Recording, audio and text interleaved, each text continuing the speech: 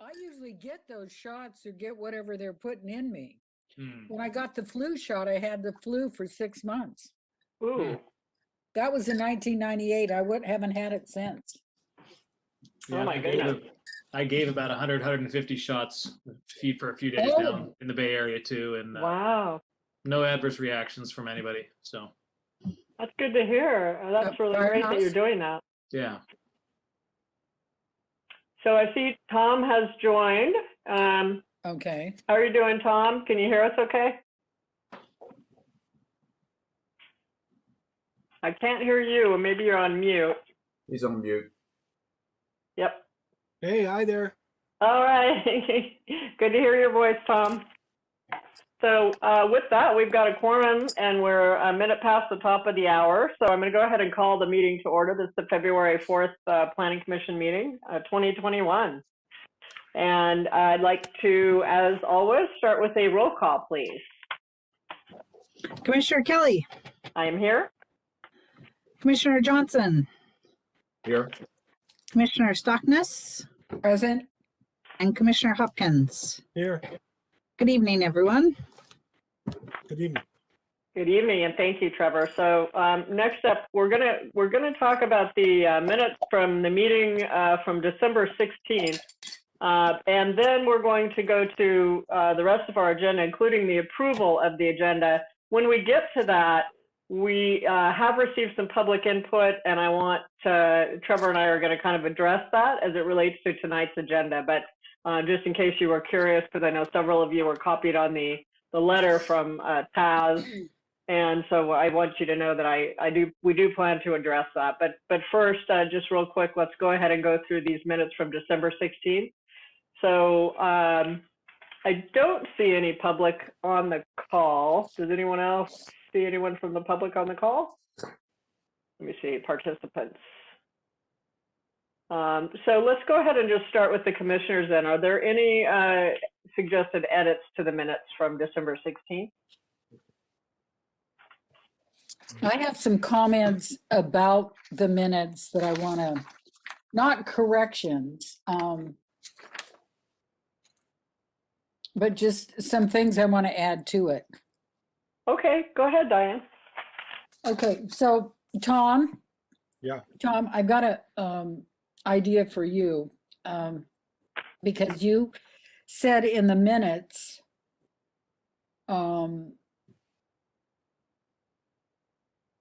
you know, that you wanted more on the website, the city website.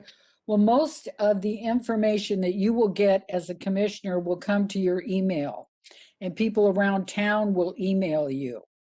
So if you think about it, go to your email, not really your, and you don't even have to go to your government email. You could go to your personal. That's what I had them do, give me personal emails, and then city council members, community members, Gabe, Angela will write, you know, to my email, my personal email, and that way I get the info better. And then I also like to be telephoned. I don't, and Trevor knows that, and Angela and Gabe, because my computer isn't available for me to get every day and look at it, and I'm not going to do that every day. So anyway, I just thought for me, Tom, that was a lot easier. Just have it to my email, all the city stuff. Thank you. Okay, I reached out to somebody. I reached out to ask about how to do that, and I've never heard word back, and I just kind of lost, you know. Well, give Angela a call tomorrow at the city clerk office, and she'll direct it to your personal email. Yeah, sounds good. I'll take care of it. I mean, that's really good. Okay, now the other one is on the last page, and it's the staff report. Okay,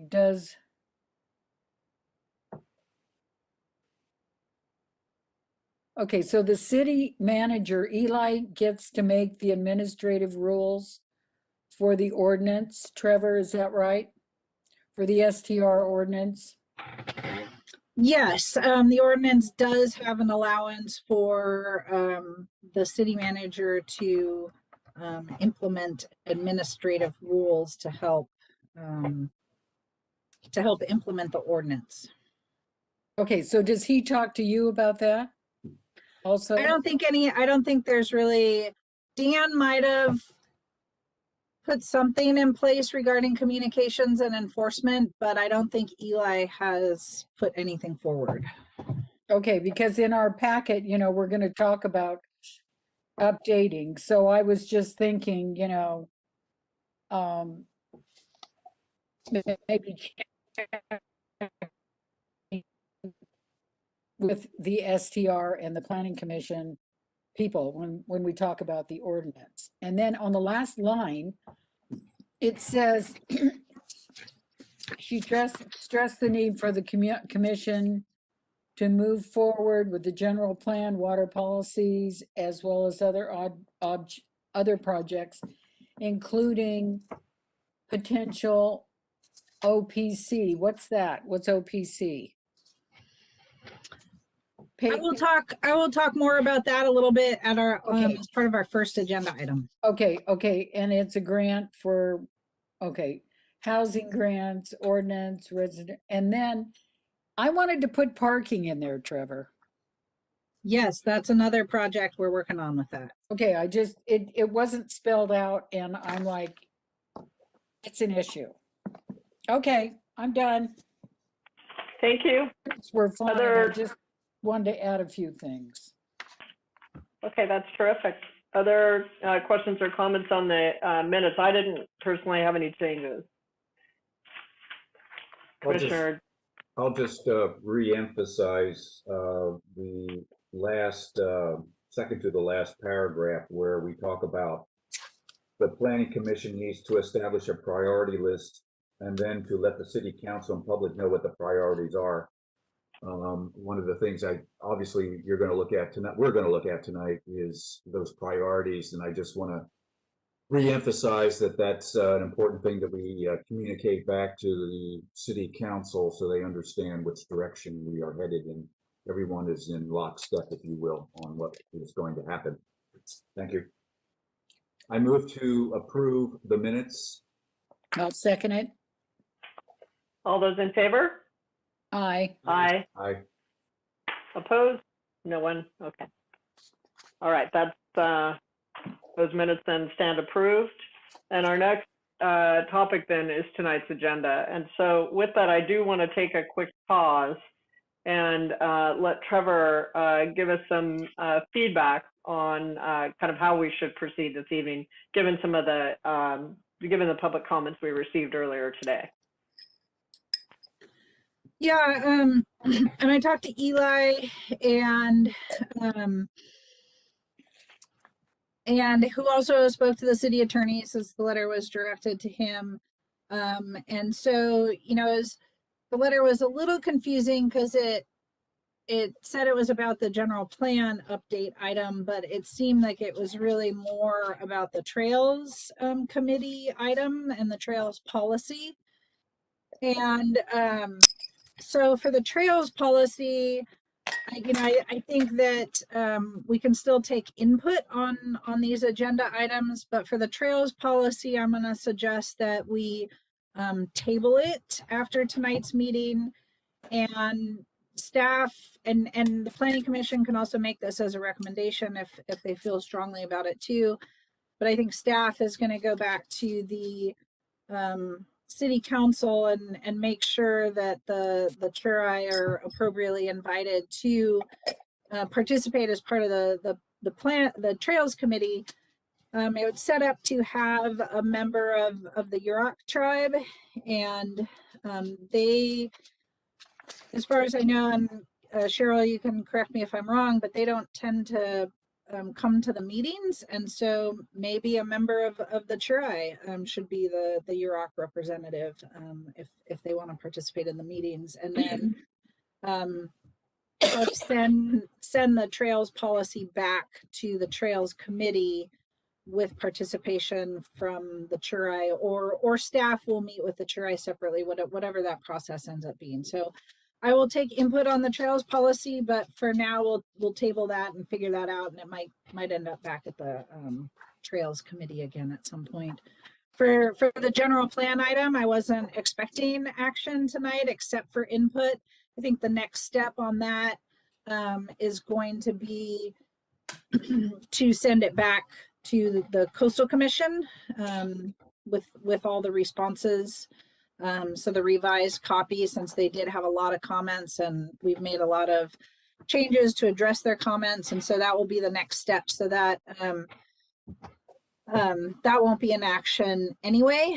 And then, you know, hopefully staff, we can work to set up a meeting with the Turai and talk about the general plan update and how to move forward on that. So I think we can continue with our discussions with those outcomes.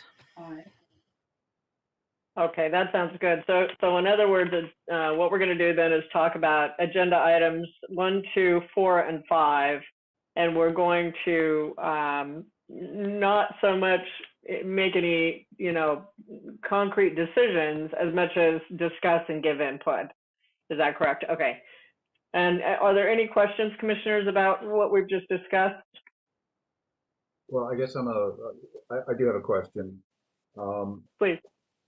Could you clarify again, Trevor, you're saying that we are not going to discuss the trails policy tonight? I think we can discuss it in terms of I'm happy to take input. It's on the agenda. If there's a member of the public that wants to talk about it, sure. But you're not going to make a recommendation to the council at this point. We're going to table it until staff figures out whether, you know, it should go back to the Trails Committee or how we're going to get that input from the Turai. Yes, that was my interpretation of the letter, that we could still work on it, but as you just pointed out, we would not necessarily make any request an approval or make any recommendations. And one additional item that I would be very interested in getting some additional feedback on is the second to the last paragraph of the letter from Mr. Gallegos. And let me just read it. Further, any aspect of the general plan and local coastal plan updates, respectively, that have an impact to the Turai study area or land adjacent to the TSA through zoning and policy shall go before the Turai management team. I'm just a little, I would like to have some additional input from the city attorney on that, only because when you look at what we do, almost everything that we are doing in the general plan impacts the study area or is adjacent to the study area. And consequently, if this directive that it to go through the Turai management team, I think we really need to understand what that means in terms of our process moving forward. Yeah, that makes sense. Thanks for that clarification. Yeah, I agree. Yeah, Commissioner Johnson. So again, just to then reiterate, so thank you for that clarification. So we will discuss all the items on the agenda. No decisions will be made. We'll be giving input and of course taking public input as well. And I think I echo Richard's comment about needing guidance from our legal counsel on how to proceed. You know, I personally haven't had time to read the entire letter, and I intend to do that, but I also would love to get feedback from legal counsel on everything in the letter. Who is our legal counsel now? Who's our lawyer now, Trevor? It's on the Who? It's on the letter. It's who the letter is addressed to, Russ Gans at the Mitchell Law Firm. Okay. Yeah, I'm not familiar with him, Diane, so I'm sorry, I didn't have that name off the top of my tongue. Well, but I haven't read the letter, pull so up the letter. Yeah, I'll right. have to read the letter. Okay. All right, so I think we now have a kind of a plan of action then for how to proceed. I do know that we have some members of the public who have joined the call, and so I do want to move at this time to items from the floor. So I'll just read my usual statement. At this time, we offer members of the community an opportunity to come to the podium, or excuse me, in this case, raise hands, to comment up to 3 minutes on items that are not on tonight's agenda. Please note that pursuant to the Brown Act of California, the commissioners are not really allowed to discuss at length the topics that are raised, maybe more than a brief comment or question, these items that are not on tonight's agenda. But with that, I'd like to go ahead and open it up. Would anyone like to make a public comment?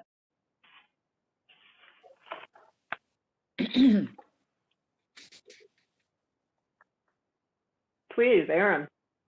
I just wanted to introduce myself. My name's Aaron Hakinen, and I hope to be appointed to the Planning Commission here at this next City Council meeting, and then I'll be an official member of the group come, I think the 9th is our next one, or 17th, somewhere in that window.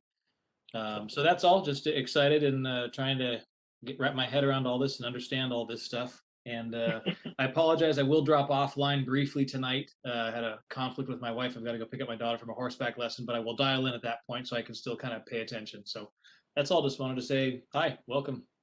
Welcome. Thank you.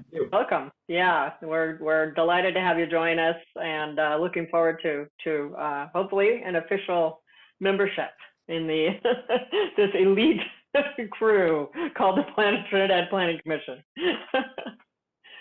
Other public comments? All right, I don't see any others, so I'm going to go ahead and move on then, and we'll start with our first agenda item, which is a very robust topic, the 2021 projects and priorities, all the stuff that we might have on our plate this year. So Trevor, did you want to kick us off with the staff report on that? Yeah, thank you. So you know, we have a lot to get through this year. And so I just wanted to emphasize that, like Richard said, I don't know if we're at the point of having to say, okay, we're going to work on this first and this first and this first. I guess I've kind of got it in my mind what we should be sort of focusing on, and that would be the things that have deadlines this year. So the SB2 grant would be one of the priorities, and then continuing our work on the general plan. But we've also got you know, water things we've been working on, the STR ordinance review, and I guess that's the one that sort of had me a little concerned that could end up taking a lot of time. And so that, you know, I want to, you know, again, I don't know that we need to set parameters at this point, but at some point we might want to think about, you know, kind of limiting the scope or otherwise, you know, limiting the number of meetings or the time at each meeting that we talk about it, something so that it doesn't, you know, take away from too many of these other things that we're working on. And at some point it might get to the point where the Planning Commission wants to emphasize that, you know, these are the things that to the City Council, that these are the things we really need to work on, and ask for concurrence on that. You know, if we need to start sort of putting some things off till later so that we can accomplish others, you know, and so again, like I said, we don't necessarily have to set priorities yet, but certainly if you want to now, we can start doing that. But I just want to make sure that, you know, people are aware of this, and that, you know, because I'm also I'm getting more and more applications and calls about applications. So that's another thing that's going to be coming along this year, that you know, in addition to these city projects. Just a real quick summary, you know, continuing our water planning. So the city applied for some technical assistance for some water security planning. I think the City Council is going to revisit the water issue at their meeting next week, and you know, I think both short term and long term, the city needs to look at options for improving water security over the long term, because Luffenholtz Creek may not continue to be a sustainable and reliable water source. So water planning, hazards planning is something we started under a coastal commission grant, but we never quite got finished with it. And the city did get approved for a grant from the OPC, which is going to maybe set us back a little bit. In, you know, I'm getting close to being ready to bring that part of the general plan discussion back to you guys, but I think it's going to set that back a little bit because we need to start with some more public input and public involvement before we jump into that again. And I'm hopeful that that's going to have a number of benefits for sort of our long-term planning, and including our general plan. Because, you know, as you know, we don't necessarily get a lot of input, public input on our general plan. So it might be a good opportunity to target some issues. And then there's the zoning update. That's something that we can put off. There's no necessarily any time limit on that, but again, you know, the longer we keep working on the general plan, the more things change. I just really like to try and make a push to get through some of this so that we can have a more usable LCP, because our current local coastal program is not working real well. So it'd be nice to get these things implemented. The STR ordinance review. So the STR committee came out with some recommendations for making changes to the report or to the ordinance. So we'll want to look at those, and then how, you know, whether we want to look beyond those or not. Like Councilmember Davies had some additional suggestions he wanted considered. But I think there's also some opportunities. Some of the suggestions that were made could potentially be administrative rules, because of course any changes are going to have to go through the Coastal Commission. And then we've got our 2 housing grants, SB2 and LEAP. LEAP has a little bit longer timeline. SB2, we have to spend basically all the money in this year. And the tasks include an ADU ordinance, which I'm working on and I hope to bring to you in the next couple of months. The city did adopt accessory dwelling unit ordinance a number of years ago. Maybe it was 2012 is around the time we did the first vacation rental ordinance. But the Coastal Commission wanted quite a bit more analysis and studies and information about ADUs, because they'd increase density, and so looking at impacts on coastal resources. And that included water, septic capacity, and parking. And so we've done a lot of water studies. I think we've got the information for that. We've done with the geotechnical studies and the groundwater model for the stormwater project. That also looked at septic capacity. So I think we have that information. And then we're working on a parking study. So that we're going to do this year. And if I'm looking for a volunteer to help me plan that, you know, I'd like to do, you know, it's sort of parking counts. Been looking at the city. We're working on an inventory of parking spaces. So it's basically, you know, picking a few days during different times of the year. So we want to get sort of a typical slow winter, maybe a spring sort of shoulder season, a typical summer day. And then I'm thinking our last one would be like 4th of July weekend, as sort of a peak kind of parking time, and, you know, getting out there and looking at, you know, vacancy, occupancy rates for parking, maybe parking turnover. So I'm working on developing that, and like I said, and I'm working with Angela. We're working on a survey that we're gonna get out to people about parking issues. And again, in the development of this parking study, I'd welcome some input if anybody wants to participate in that. Other SB2 tasks included residential design guidelines. That could be a big project. So one of the things the Planning Commission has struggled with is our design review criteria are a little bit subjective. And so developing things that are a little bit more objective that makes the process a little easier, a little, gives an applicant a little bit more assurance as to what is going to be approved, for example. So that hopefully will, the state is really pushing for increased housing opportunities and affordable housing. So that has to do with that. LEAP tasks include water conservation, since that can be a limiting factor for housing development, reasonable accommodation program. So people with disabilities, the city doesn't have a process for allowing exceptions for disabilities other than a variance, and we've struggled with that in the past. So working on that. Some very specific zoning ordinance updates for compliance with state law. A lot of those are going to be fairly simple and straightforward.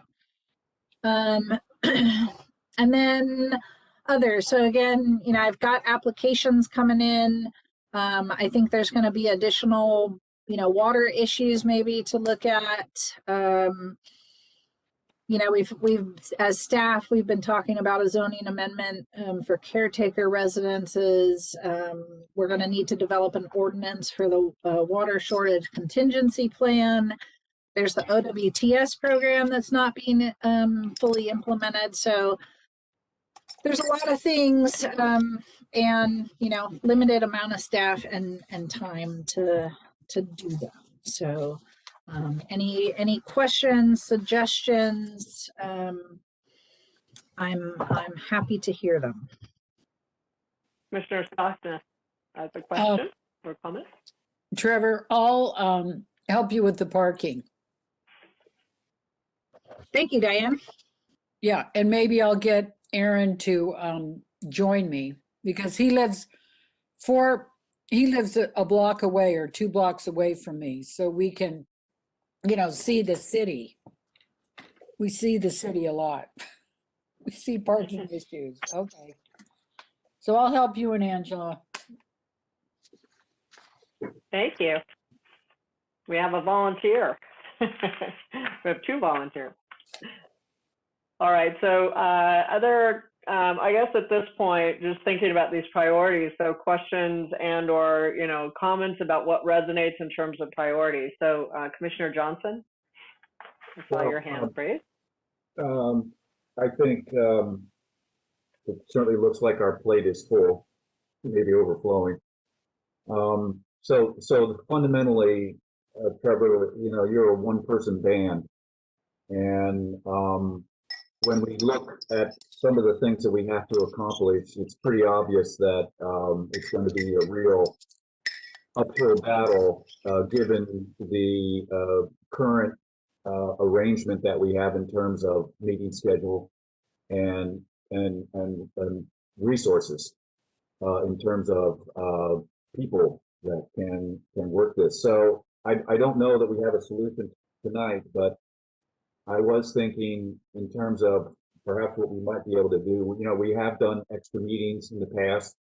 I certainly am willing to do that. I was thinking sometimes every other week is difficult, but maybe if we did it every 3rd week, that would get us, close to, between 15 and 20 meetings per year, which would be a little bit more than what we would normally do. But I am real concerned about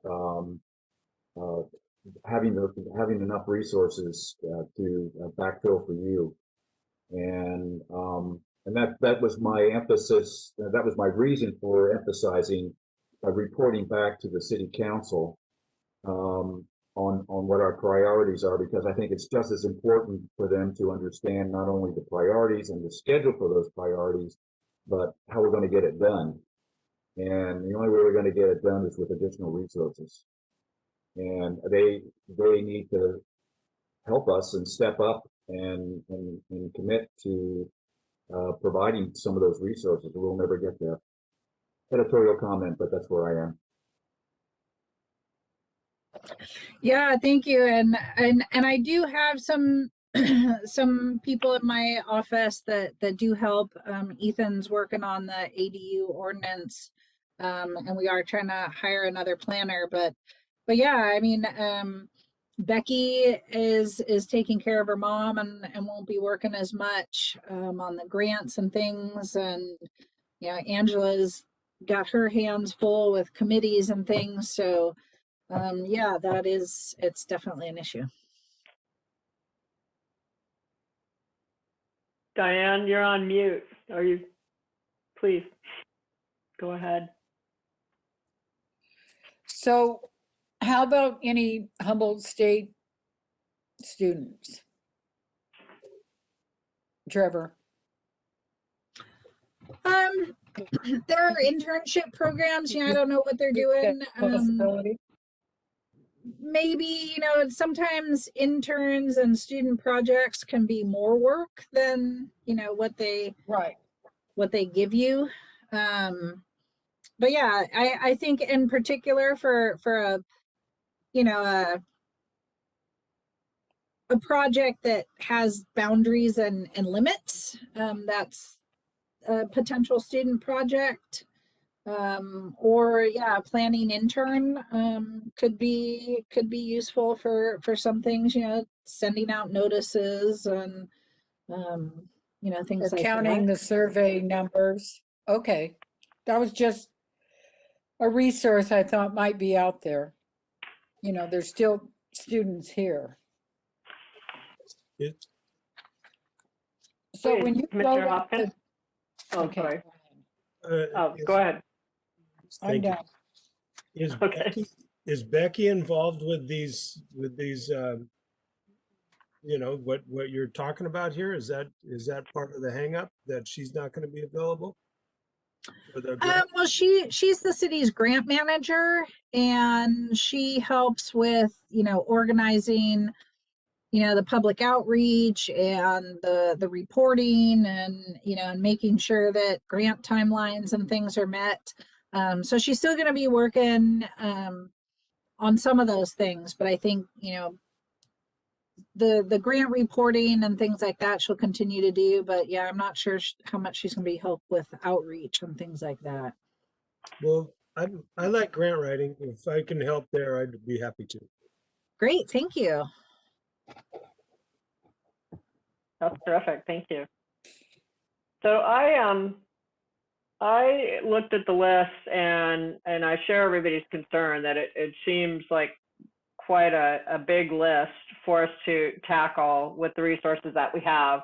And so I kind of came at it from the perspective of, can we prioritize the list? Can we schedule some things out that don't need to be done in 2021? In other words, are there some things, either we put more resources on it, or are there some things we can take off the list?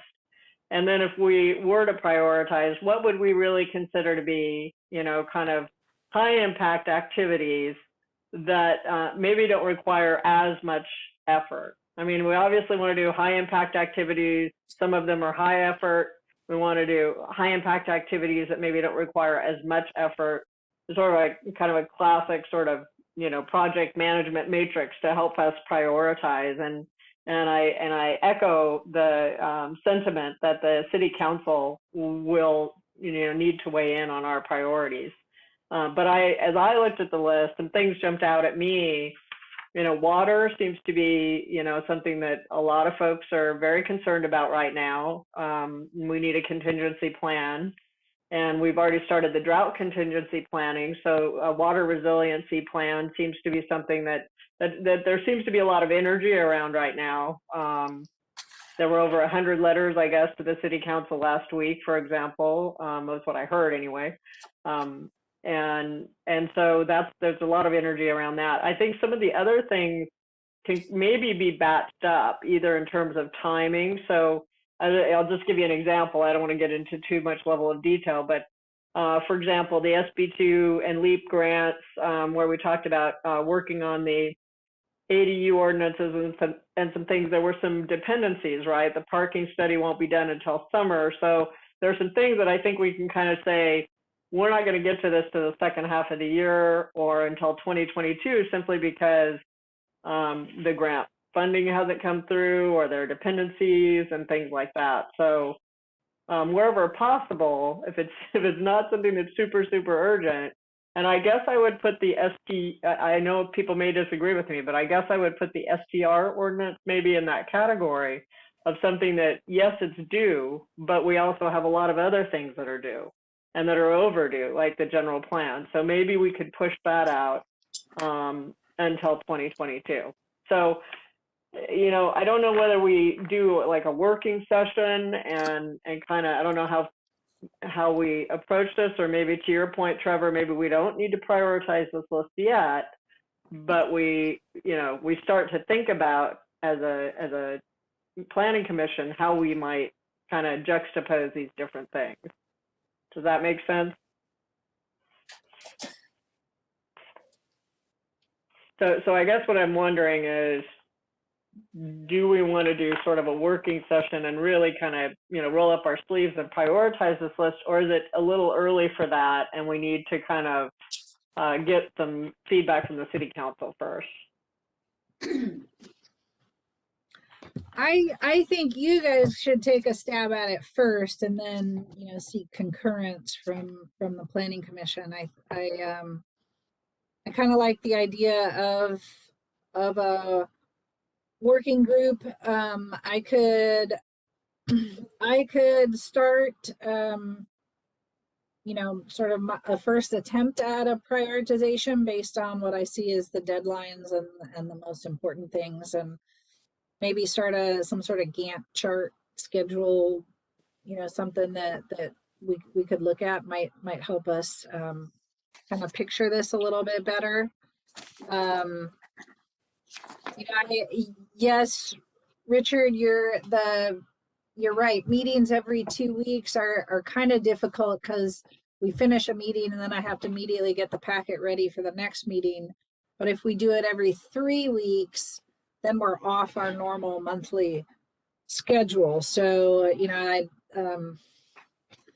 you know, if we could, Let's take it month by month.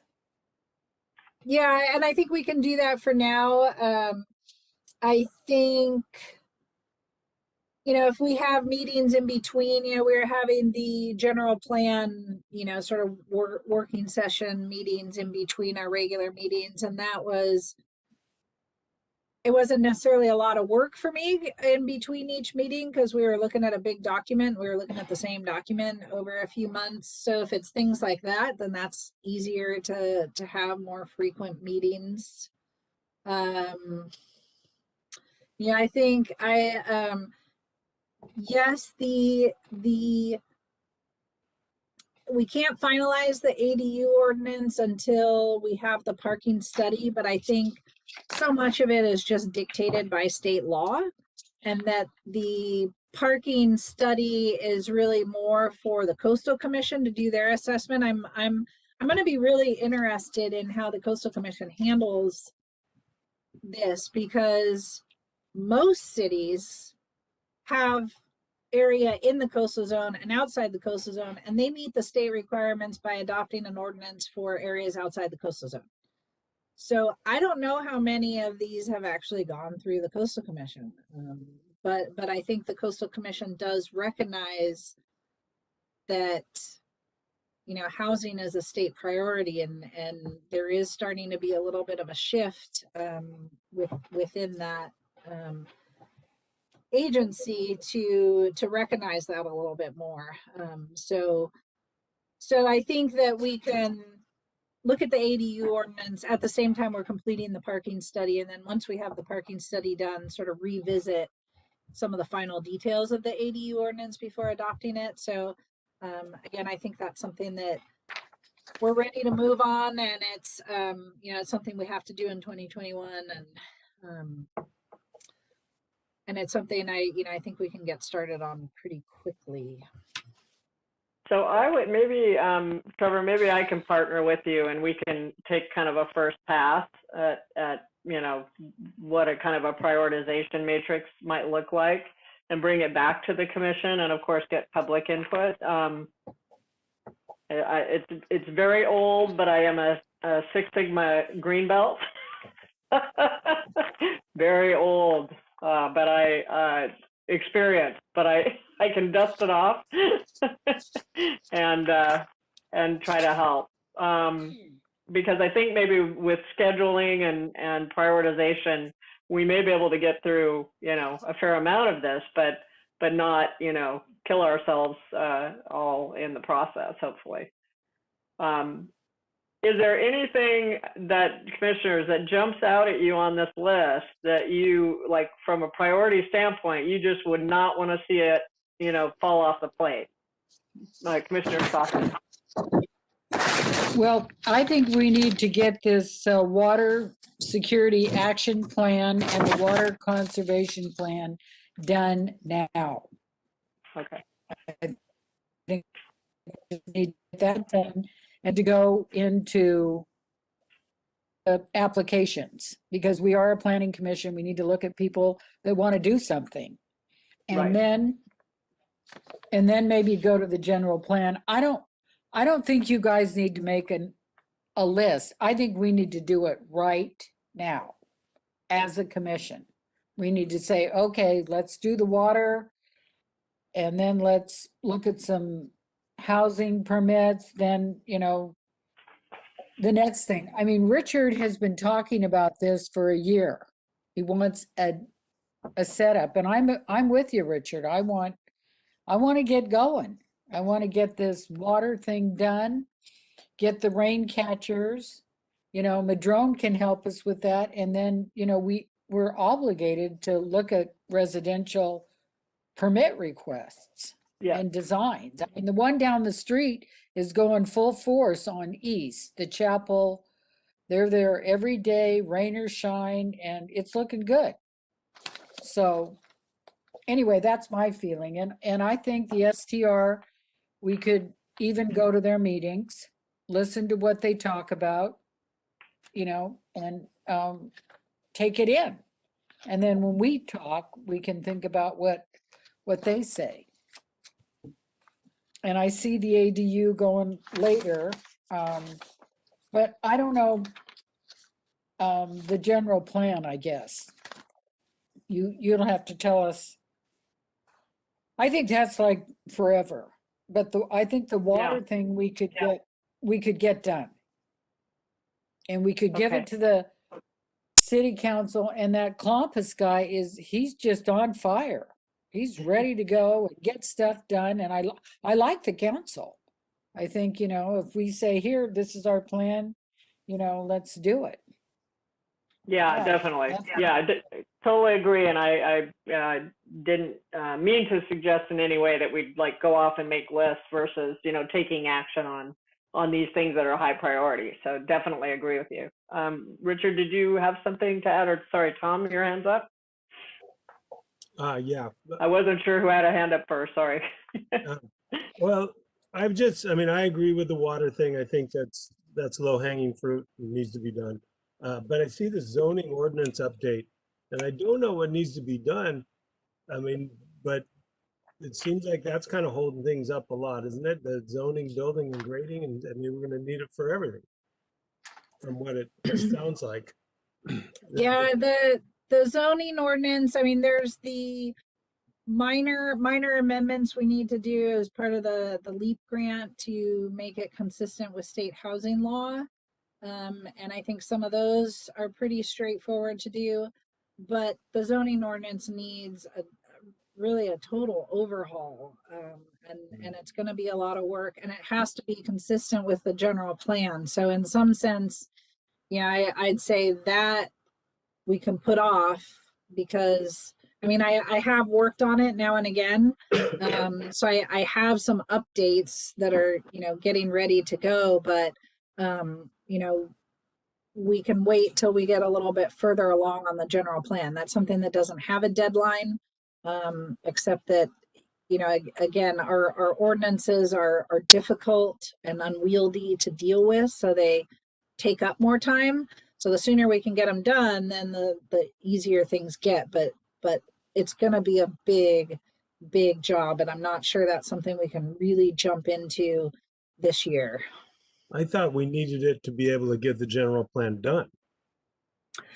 Yeah. So, well, the Coastal Commission will not certify the city's general plan until they also have the implementing ordinances to go with it. So they won't actually officially review, but I'm currently working with Coastal Commission staff and getting their input and getting their comments. One of the things I was talking with them recently, and I got this from, they've had a working group with between Coastal Commission representatives and then representatives from the League of California Cities and the League or Association of County Governments, or whatever it is that are in the coast. Because it's been a real struggle, and with particularly dealing with sea level rise and hazards planning and the idea of managed retreat, there's been a lot of pushback from local governments, and so they've been trying to work together on how to move forward. And one of the things that really struck me about what they were talking about is one of the problems is that a lot of these communities have old ordinances. Trinidad has the oldest LCP in the state. And so to update it and get everything current, and then the Coastal Commission wants everything in there, and they want everything covered, and they want everything perfect.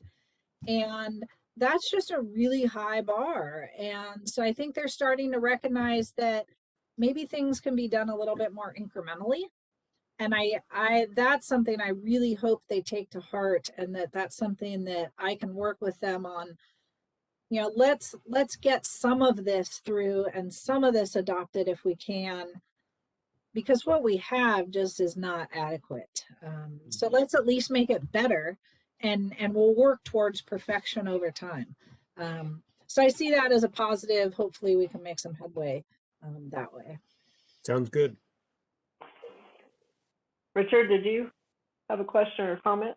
Well, just some clarification, Trevor.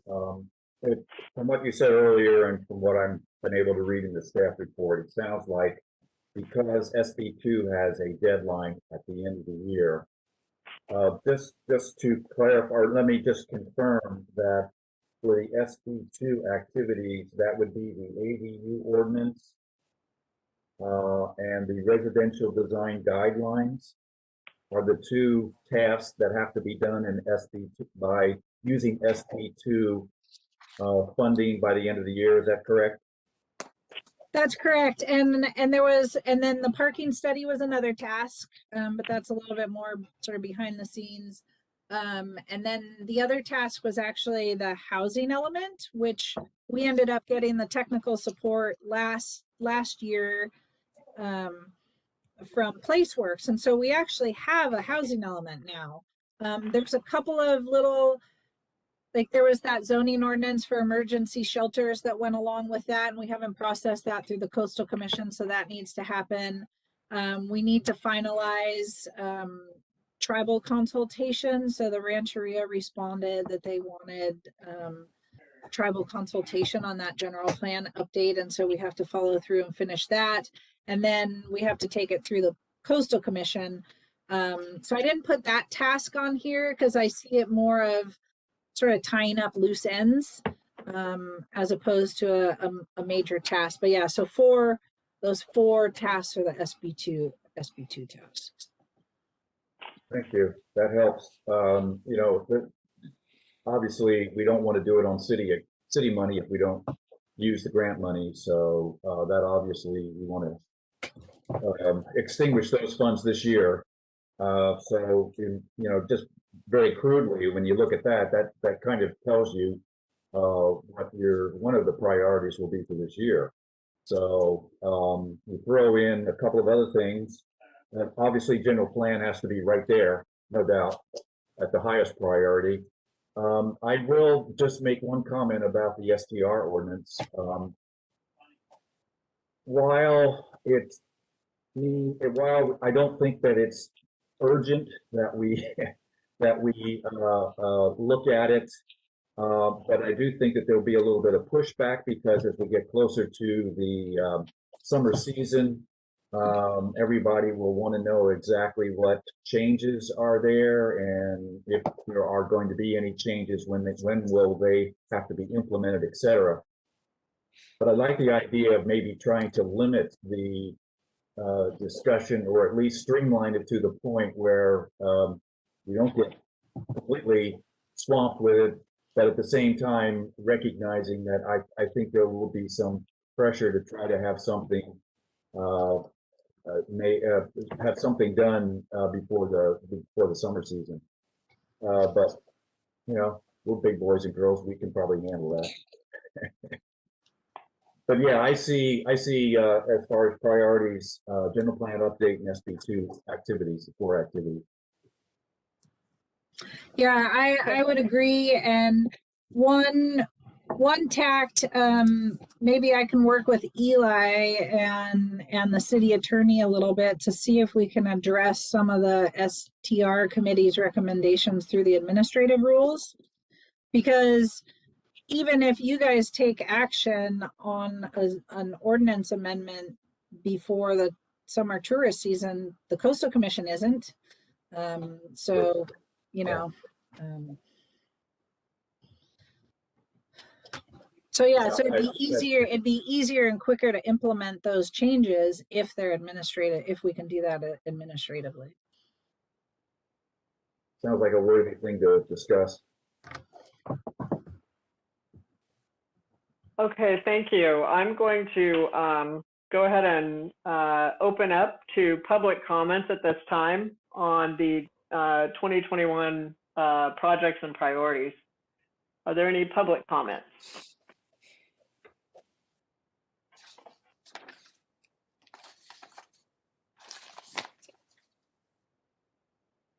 Okay, seeing and hearing no public comments, I will go ahead and close public comments. And just to summarize, we are going to take a look at priorities like water, normal permit applications, the general plan in an incremental fashion along with zoning, SB2 grant funding, or things that are, you know, time bound and high priority, and then look at potentially resourcing. And Trevor and I will also spend a little time kind of looking at the list and seeing if we can figure out kind of how we could juggle things from a scheduling standpoint so that they're a little easier to tackle. Does that sound about right? Okay, I see nodding, so that's good. With the time lag I'm on, I'm doing okay. All right, so let's move on to the next agenda item, the after the fact permit. So Trevor, did you have a staff report on that?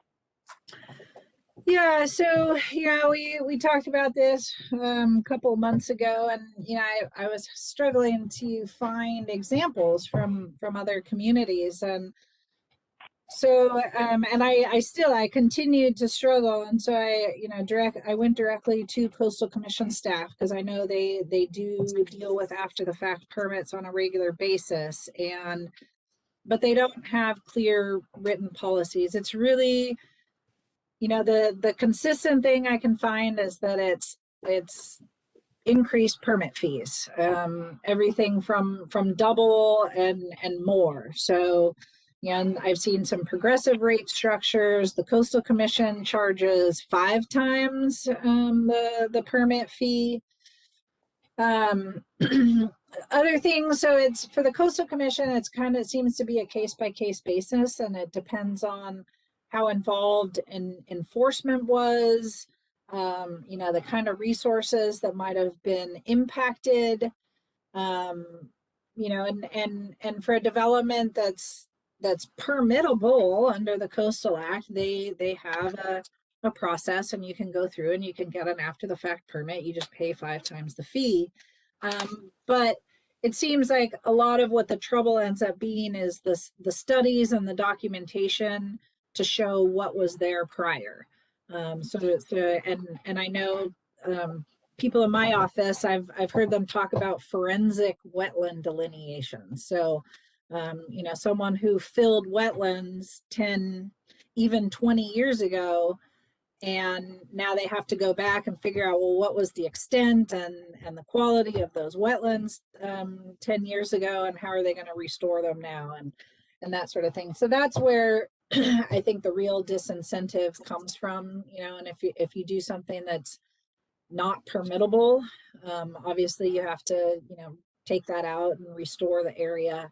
But really, it doesn't seem to be a set, you know, it's not a punitive process. You know, there's been suggestions in the past that, you know, they're held to a different standard or not allowed, and I just haven't found any examples of that. So my suggestion for now is it can even be an informal policy, but that, you know, the Planning Commission consider setting fees as double the standard permit fee. One question would be, because permits are charged based on, you know, the actual costs, which usually tends to reflect the complexity of the project, but sometimes also just reflects the fact that maybe someone's view is impacted, and so you get this long public process. So I think the Planning Commission can consider that on a case-by-case basis. You know, I think just doubling I think for a couple in the past, it's been doubled the deposit, which is just $750, which, you know, for most people building in Trinidad, that's probably kind of a slap on the wrist and maybe not enough of a disincentive. So I think but for now, I think you can, you know, without a written policy, we can, you know, set additional fees as conditions of approval. So that would be my recommendation at this point.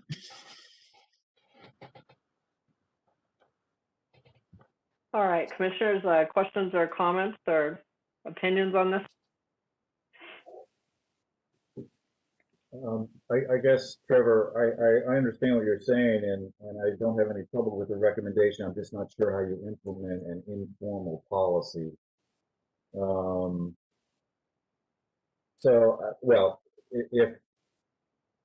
if that could be done, so be it. I mean, I personally brought this up as an issue, and I do want to see it resolved at some point, but at the same time, looking at everything else that's in our job jar, I don't want to necessarily get into a formal policy, but I guess I need a little bit of clarification as to how we implement it if it isn't a formal policy. Yeah, like I said, I think through conditions of approval, and it can kind of be part of the discussion during the hearing as what's appropriate for, you know, that particular project. But, you know, I think it wouldn't be bad to, you know, it might be a very brief written policy that says, you know, standard is sort of double the permit costs unless there's extenuating circumstances, and the Planning Commission can determine that during the hearing. And if you want me to, you know, you could either vote on that now, or if we think it should be a written policy, you know, I could write something up for the next meeting that you could actually adopt. So I think there's, you know, you could go about it a couple of different ways. I like you writing something up, and then when you're in the office, has there been anything already written up with the permit fees, any kind of language? No. Okay. I like the doubling thing, and then have us look at it depending on the circumstances with your suggestion too.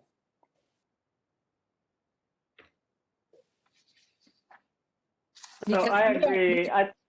We don't know, Go ahead, excuse me, we don't know, you know, exactly what happened at the Verizon.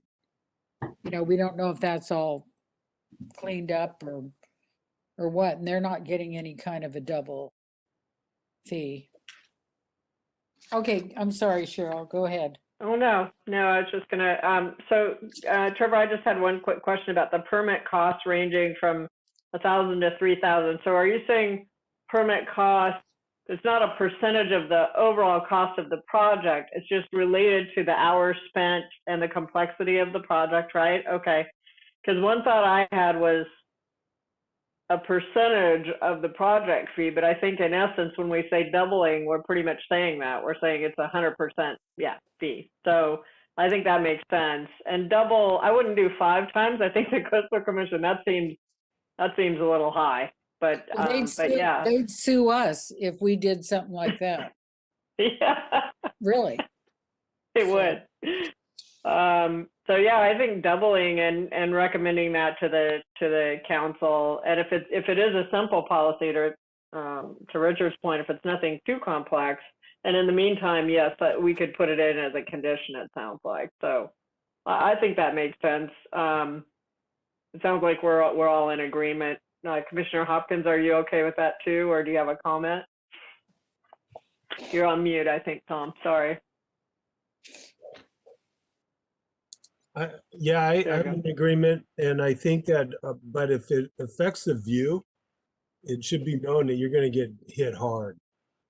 You know, I mean, if it was worded that don't do anything to affect people's views, be a good neighbor, or something like that, you know, it's going to come. Well, you know, it's interesting because I was reading about this too. I did some online research, and really the biggest hit that people take is if they build something and they go in to get an after the fact permit. And to your point, if there's a view shed issue, they have to remove it. So, and then sometimes they have to tear out walls and, you know, show what they've done with electrical and plumbing and so forth. And so the cost for the person could be, you know, the fees that being doubled would be the smallest portion of that. So yeah, I mean, it's a really good point about what do you do, you know, you're going to have to kind of enforce the, you know, you have to enforce your building codes, basically. Well, Trevor, put that in parentheses because view is huge here in the coast.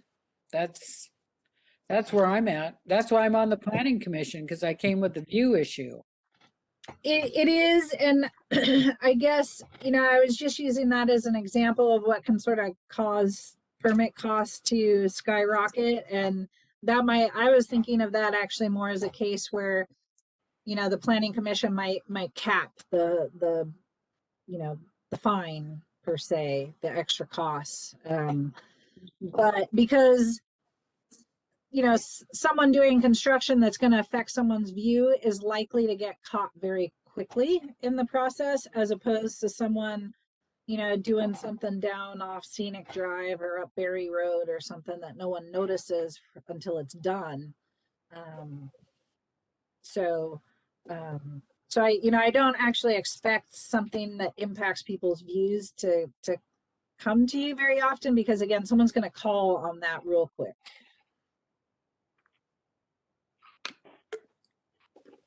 All right, I'm going to go ahead at this time and open up to public comment. The topic is after the fact permit. Are there any other comments or questions from the public on that?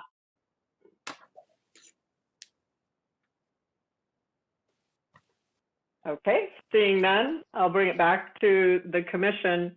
Trevor, you have what you need then on this topic? Yeah, so I'm going to write up a brief policy guidelines, and I'll bring it back to the next meeting for you guys to actually vote on, and then that'll be our written policy that we can hand people if they come in for an after the fact permit. Sounds terrific. Thank you very much. All right, we're going to move along. How's everybody doing? I guess we've been in about an hour, so I'll hold off on a break if that's okay, and we'll continue on, but I'll check again in a few minutes and see if we're ready for a break. So the next topic is the trails policy. As we discussed earlier this evening, we received some public comments, and we're going to, not that we were making any kind of final decisions, this was a review and discussion, but I just want to emphasize it at this point. We're just, you know, taking some input on what's out there on the trail policy, and that document actually kind of lives and breathes with the trail committee, and they'll kind of take it from here. So Trevor, do you want to start us out with your comments on that? Yeah, so you guys did see a version, yeah, I don't know, a few months ago, I guess, and then it went back to the Trails Committee. And I had a lot of comments and concerns, and so I reworked the document quite a bit. I sort of went back to some of the original development of the trails policy, because I think what happened is it started as one thing and it kind of it outgrew itself, because it started talking about recommendations for trail design, and but it didn't have that's not what the document was intended to do, and it would need a lot more work to be a trail design document, for example. And it had all these code sections that were questionably applicable, and it had all these rules that actually weren't in effect. And so I tried to reorganize it, and where it made sense, I sort of categorized the policies that were in there as existing and recommended. So where there are existing rules, for example, on trails, and then recommended. But I think most of the meat is in there. I think really the emphasis was intended to be sort of maintenance and upkeep, and sort of this annual tracking, and making sure that trails are being taken care of and funded appropriately, who's taking care of them, what are the guidelines for maintaining trails. And so I sort of took it back to that. And it's got a description of the trails system, which I think bleeds into the general plan discussion and how we're going to do that map. Originally, I was envisioning that the trails policy would have the same map as the general plan map, but after talking to Coastal Commission staff, I'm rethinking that. I think we need to make the one in the general plan much more basic and basically just trails, and not showing the markers and improvements and things like that, but that would be appropriate in the trails policy. I took out some of the things on, trail improvements. I think that some of those weren't fully vetted, and particularly signage, I think, is something that is a project in itself. And so I took out most of the reference to signage except the markers. So, a lot of the markers are approved and they're in the 4x4 posts. So I left some of the discussion in there, but not necessarily recommendations. There's still a few comments and questions I have in there. So, some of the recommendations overlap between sections, and so are they in the right section, or maybe should they be in both sections? So, for example, if you look on page 12, there's a highlighted section that says provide opportunities for NGOs, which would be non-governmental organizations and community groups, to participate in regular scheduled meetings and events. That's a maintenance issue, but it's also an outreach issue. Which section should it be in? Should it be in both? So there's a couple of those kind of questions. Public outreach, do we want to, strive for virtual maps? There's already some pamphlets, but we can work on some additional pamphlets. So yeah, I'm just looking at input, and then, like we talked about at the beginning, I'll just take your input at this point, and then we'll table this,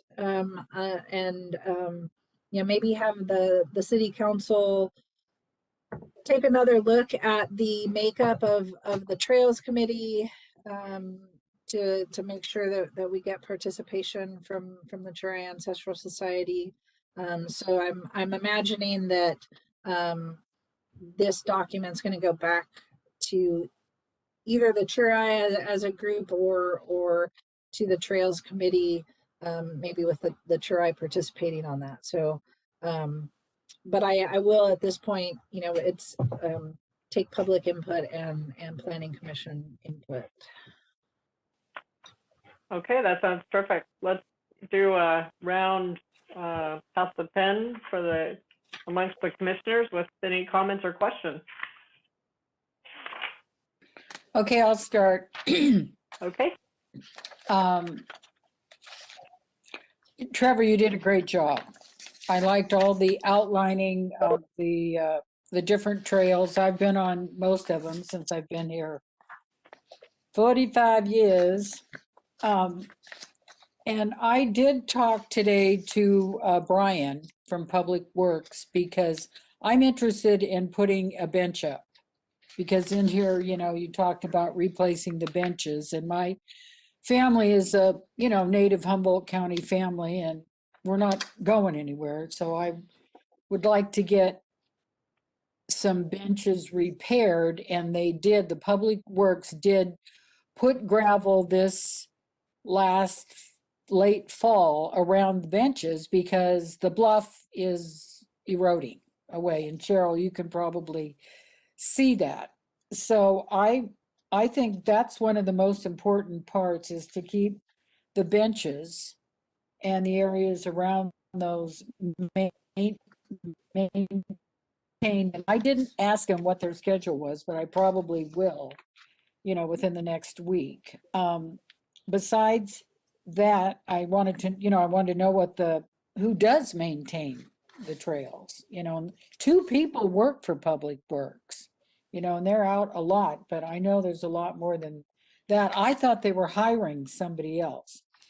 So my other main item or main concern is I am not a virtual map looker. I would like a city map like we used to have at the entrance of town with the city map, because we get so many tourists, right, Aaron? We get a lot of tourists, and if they had a focal point right at the shopping center that had the city, you know, whether it's the streets, but definitely the trails, it's going to be easier. And there's the pamphlet, you know, you've got they can find the restaurants, but I've had people try to drive down my driveway if the gate isn't closed, because they think that's the way to the Parker Creek Trail. And it's, you know, it's up another block. But I know you don't want to deal with signs, but I'm thinking one sign, and maybe the Chamber of Commerce, you know, would put it up again with the help of the Trails Committee that, you know, did the policy. Okay, that's. Well, and I think my that deal. could be a recommendation to the Trails Committee to kind of maybe work with the Chamber of Commerce, or it might also, you know, I was thinking the park area might be a good location for a kiosk like that as well. So, Oh, so you mean maybe, the Janice Park? yeah. So maybe that would be a recommendation to the Trails Committee, is to try and, you know, work on a place and a design and come forward with a proposal. Okay. There's a lot of other people that are at that Janice Park right now that shouldn't be there. So we've notified the sheriff about that. Okay, that's an idea. Okay. all right, and I'll just mention in passing that the Trail Committee is doing a presentation for the City Council, and at their next meeting, I think there's 15 minutes on the agenda, and we are going to talk a little bit about signage. So I'm happy to bring that up, Diane. If you're not in the meeting, if you are, that'd be a great time to bring it up to the City Council's attention. Okay. Other Richard or Tom, any comments or questions about this? Yeah, I do, but I thought Richard was going to go there. Richard, Who you wanna wants to go? go next? Yeah. Okay. From what I see, I really like the maintenance side and the yearly maintenance to document how things are going to be done. Nice job, Trevor. I really think we should direct people to the website. I say this every meeting, I think, though. like to the map, to the, they could then learn the rules. They can learn so much about the city and even the history of the trails or the history of the city or the old town, you know. So anyway, that's my 2 cents worth. Yeah, good point. Thank you, Tom. Richard? Yes, I do have just some questions, I think. My first question is, I guess on page 5, this is a description of the Trinidad Trail System, paragraph 4. And Trevor, am I missing something? Where is the Van Wyck Trail?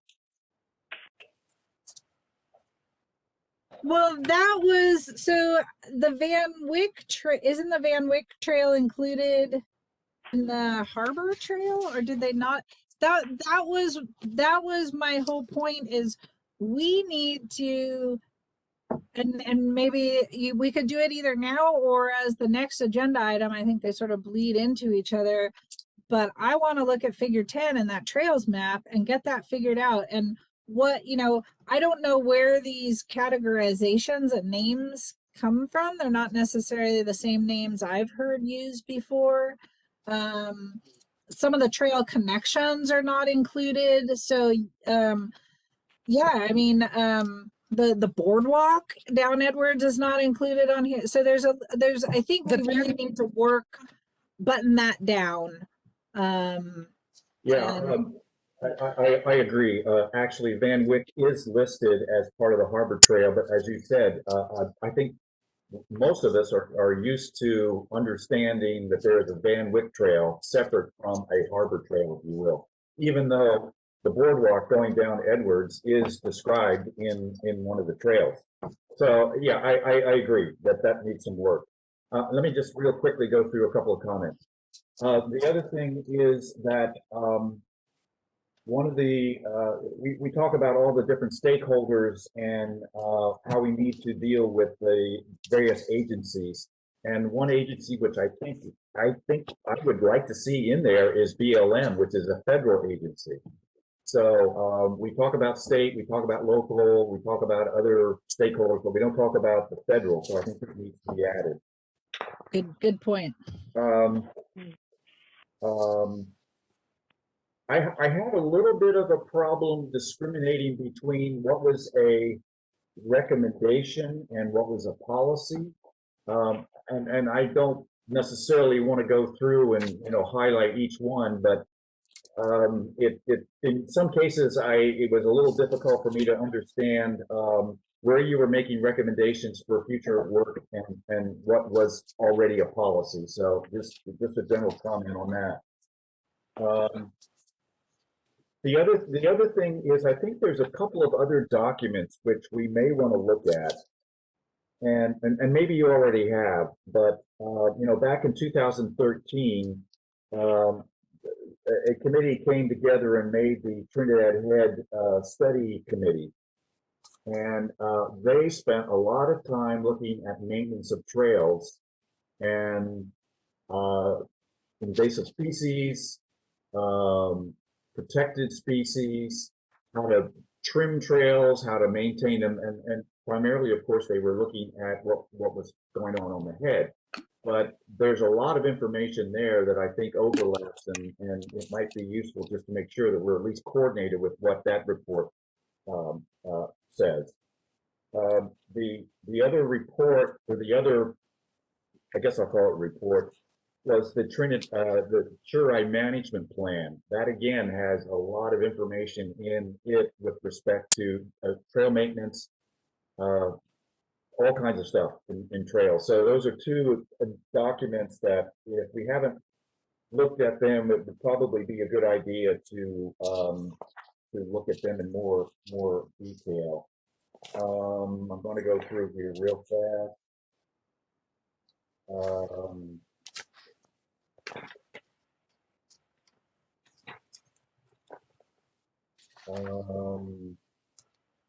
Yeah, and I think just one last comment is that even though this is a trails policy, I think it's really important to emphasize that with this policy has to come funding.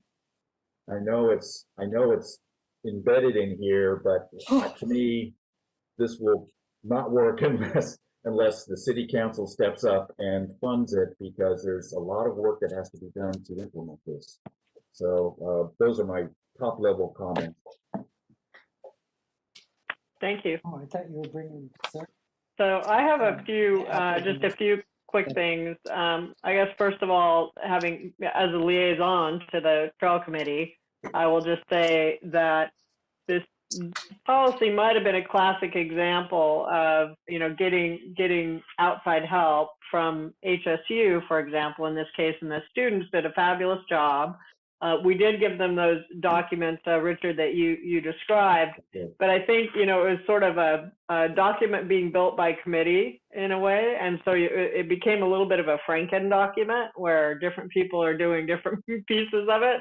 And then I took a stab at trying to clean it up. And in the end, Trevor, fortunately, has worked her magic and whipped it into something that I think is getting really close. So anyway, long story short, I think we've come a long way, but boy, it needed a lot of work. So anyway, so I just had a couple of really quick comments. I think on the trail descriptions, I totally agree. I don't even remember how those were constructed, and it was, I was asked at the time, could we pull the descriptions from the general plan, but we didn't have those yet. So those need to be, mapped. On page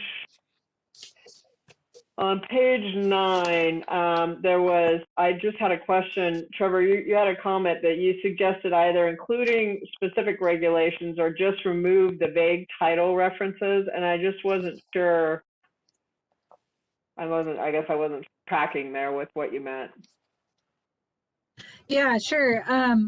So the original, it just said, trail users are subject to Trinidad Municipal Code Title 9 is what the original plan said. And that's really meaningless for most people. So I went through Title 9 and I sort of picked out the things that would apply to trail users. So, and my suggestion is either totally remove the whole thing, including the reference to Title 9, or we include these specific rules. Oh, that makes total sense. Okay, got it.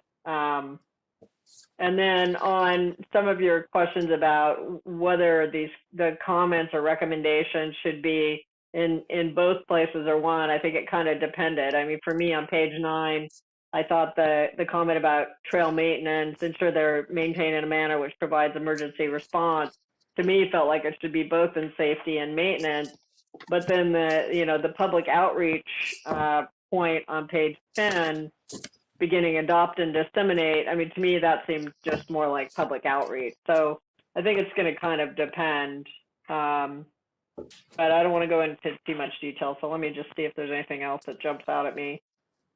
Oh, there was sorry, page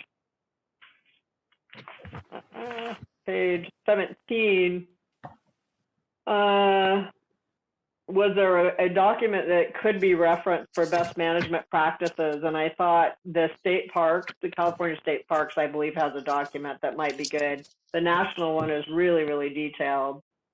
And then I can't find it at the moment, but there was a question about how often or when the trail committee, I'm sorry, it's on page 19, the trail committee presenting or the planning commission presenting to the city council annually about Trinidad trail systems.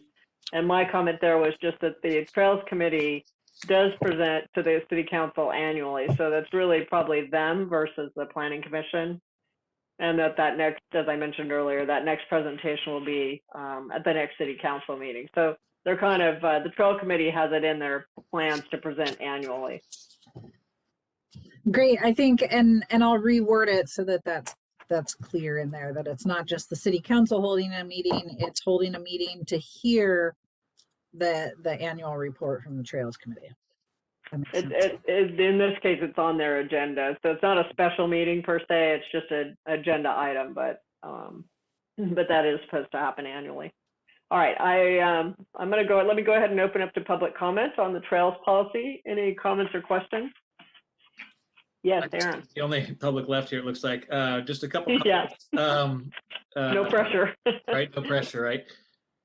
It sounds like there's definitely a need to kind of talk about the list of the trails and make sure that everybody has all the trails that we think should be there listed there, and maybe get that out for public comment. Just a thought on that. Then to Diane's point about signage, and that's been one of my challenges since I moved here, trying to learn the trail system. There's different signages and different maps and whatnot. And I appreciate both the paper maps, having a background in geology and as a geologist, and then also I do also appreciate the next generation that's very much electronic and digital, and having a hybrid of that. You know, I'm envisioning a signboard at the entrance of town that has our trail system, and then a QR code that they can grab and then just go right with that. I think is an excellent idea. And to that point, from a signage, and maybe this is too into the weeds for us, for the planning commission, maybe more for the trail committee, but color coding the trail. So for example, if you want to get to a trailhead that comes off of Parker Creek, you know, then you follow the orange signs, the orange outline signs, very subtle, very tasteful, obviously not these big massive things, but something along those lines, just as an idea for moving forward. So that's all. Yeah, that's a great idea. Thank you.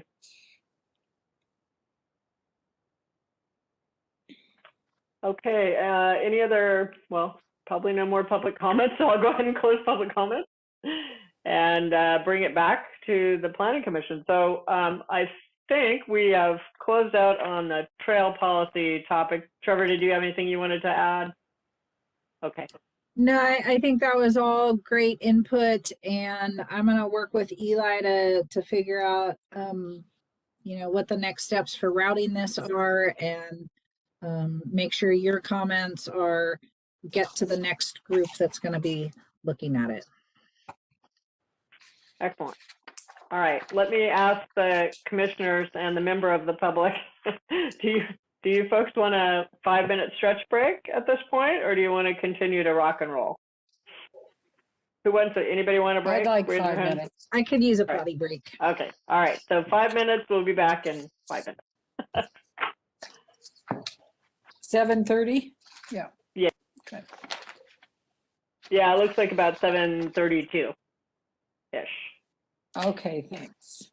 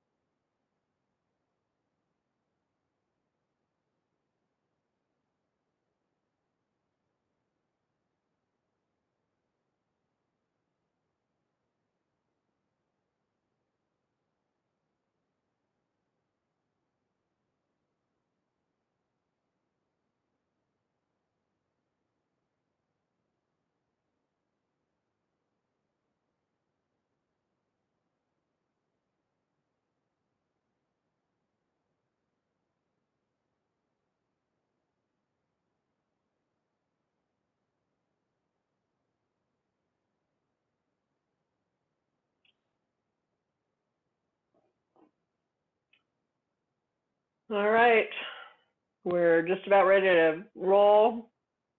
Commissioner Stockness is probably eating our dinner like I was. I have all this stuff from this Italian restaurant sitting here. Chicken marsala, pizza, chopped salad. And it's like, Stop, this smells you're wafting. making me hungry. I know. It's like wafting over here. Okay. All right. Well, let's give it another minute or two and wait for Diane, and then we'll get started on the general plan update.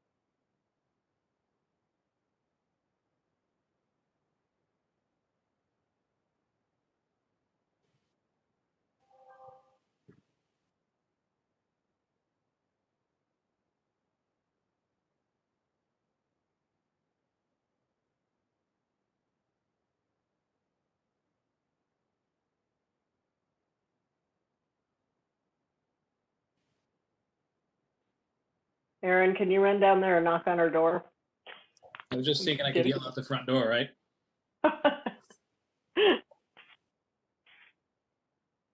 We'll turn on the tsunami alarm. That'll get her. While we're waiting, it looks like Arcata passed a vacation rental ordinance, Oh. and they To cap reduced it? the- Pardon me? Was it to cap it? Cap the rentals? Yeah, they capped it at 100 units, which is 1.2% of their current housing stock.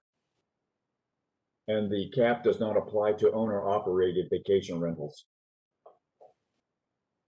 I guess that just Oh, happened. okay. Yeah, I guess that happened Interesting. tonight. Oh, interesting. Thank you. And I So think they're gonna 1.2%. so they lowered it from what was originally, I think it was gonna be 120 or 125. 125, yeah. But they're allowing everyone who has one now to get a license, so it's gonna start higher than that. So that's which is what Trinidad did. So, Grandfather them in and yeah. go from there. So if we did 1.2%, how many houses do we have? Like 300? About 220, 230, something like that. Okay. And we limit it to 17 right now, isn't it, or something along those lines? Well, it So it's depends pretty on the close. zone. It Oh, okay. so it's the only zones with caps are the UR zone and the SR zone. So the two residential zones have caps. Oh, okay. All right. And I believe Diane? there's actually a license available in the SR zone. Oh, okay. Well, that's good to know because I don't think I'm in a SR zone though. I think I'm in some sort of special You're in SE the environment. Yeah, you're in Yeah, SE. I'm in a unique SE environment. Diane. So Did I you have a missed question? what the Comment? talk was about, Oh. the fees and the money. Was it the STR fees or what? We were talking about Richard. Yeah, go ahead. Sorry. We were talking about Arcata just passed a STR ordinance, and we were talking about that. Oh, I know they've got that big housing thing that's going to start 76 units or something in Arcata. So that'll be exciting. All right. We are ready to move on to our next item, the general plan update of open space, the conservation element and open space and rec element. And so, Trevor, if you wouldn't mind kicking us off on that with a. Yeah. So a lot of it has to do with the mapping and trails descriptions at this point, which, you know, again, plays into the trails policy. I realized that I was reading through my staff report. I did not include an attachment of the coastal trail map like I said I would. I apologize for that. But I can email that to you, or you could Google it right now, the Humboldt County Coastal Trail Implementation Strategy. It does show a quite different route than what is currently mapped on figure 10. So I will, that's kind of just making sure it's consistent, although really the city, the Coastal Commission has guidelines for the coastal trail, but it's really implemented by the local jurisdiction. So, you know, the city, even if it's mapped some way, if the city feels, you know, strongly it should be mapped a different way, we could talk about that. But I will make sure that's mapped at least as currently. And the Coastal Commission is actually working on coming up with a uniform statewide map right now. So I'll work with them on getting that information.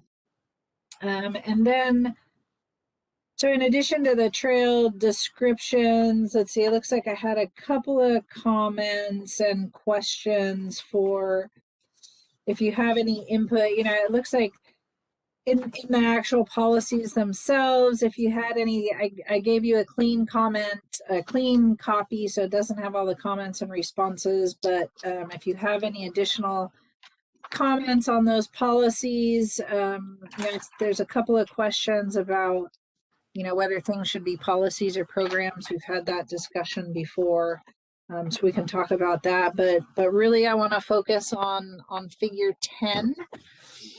So, and I do think that, you know, we should minimize what's on the map that goes in the general plan, because that's, that gets certified by the Coastal Commission, and then it's very difficult to change it.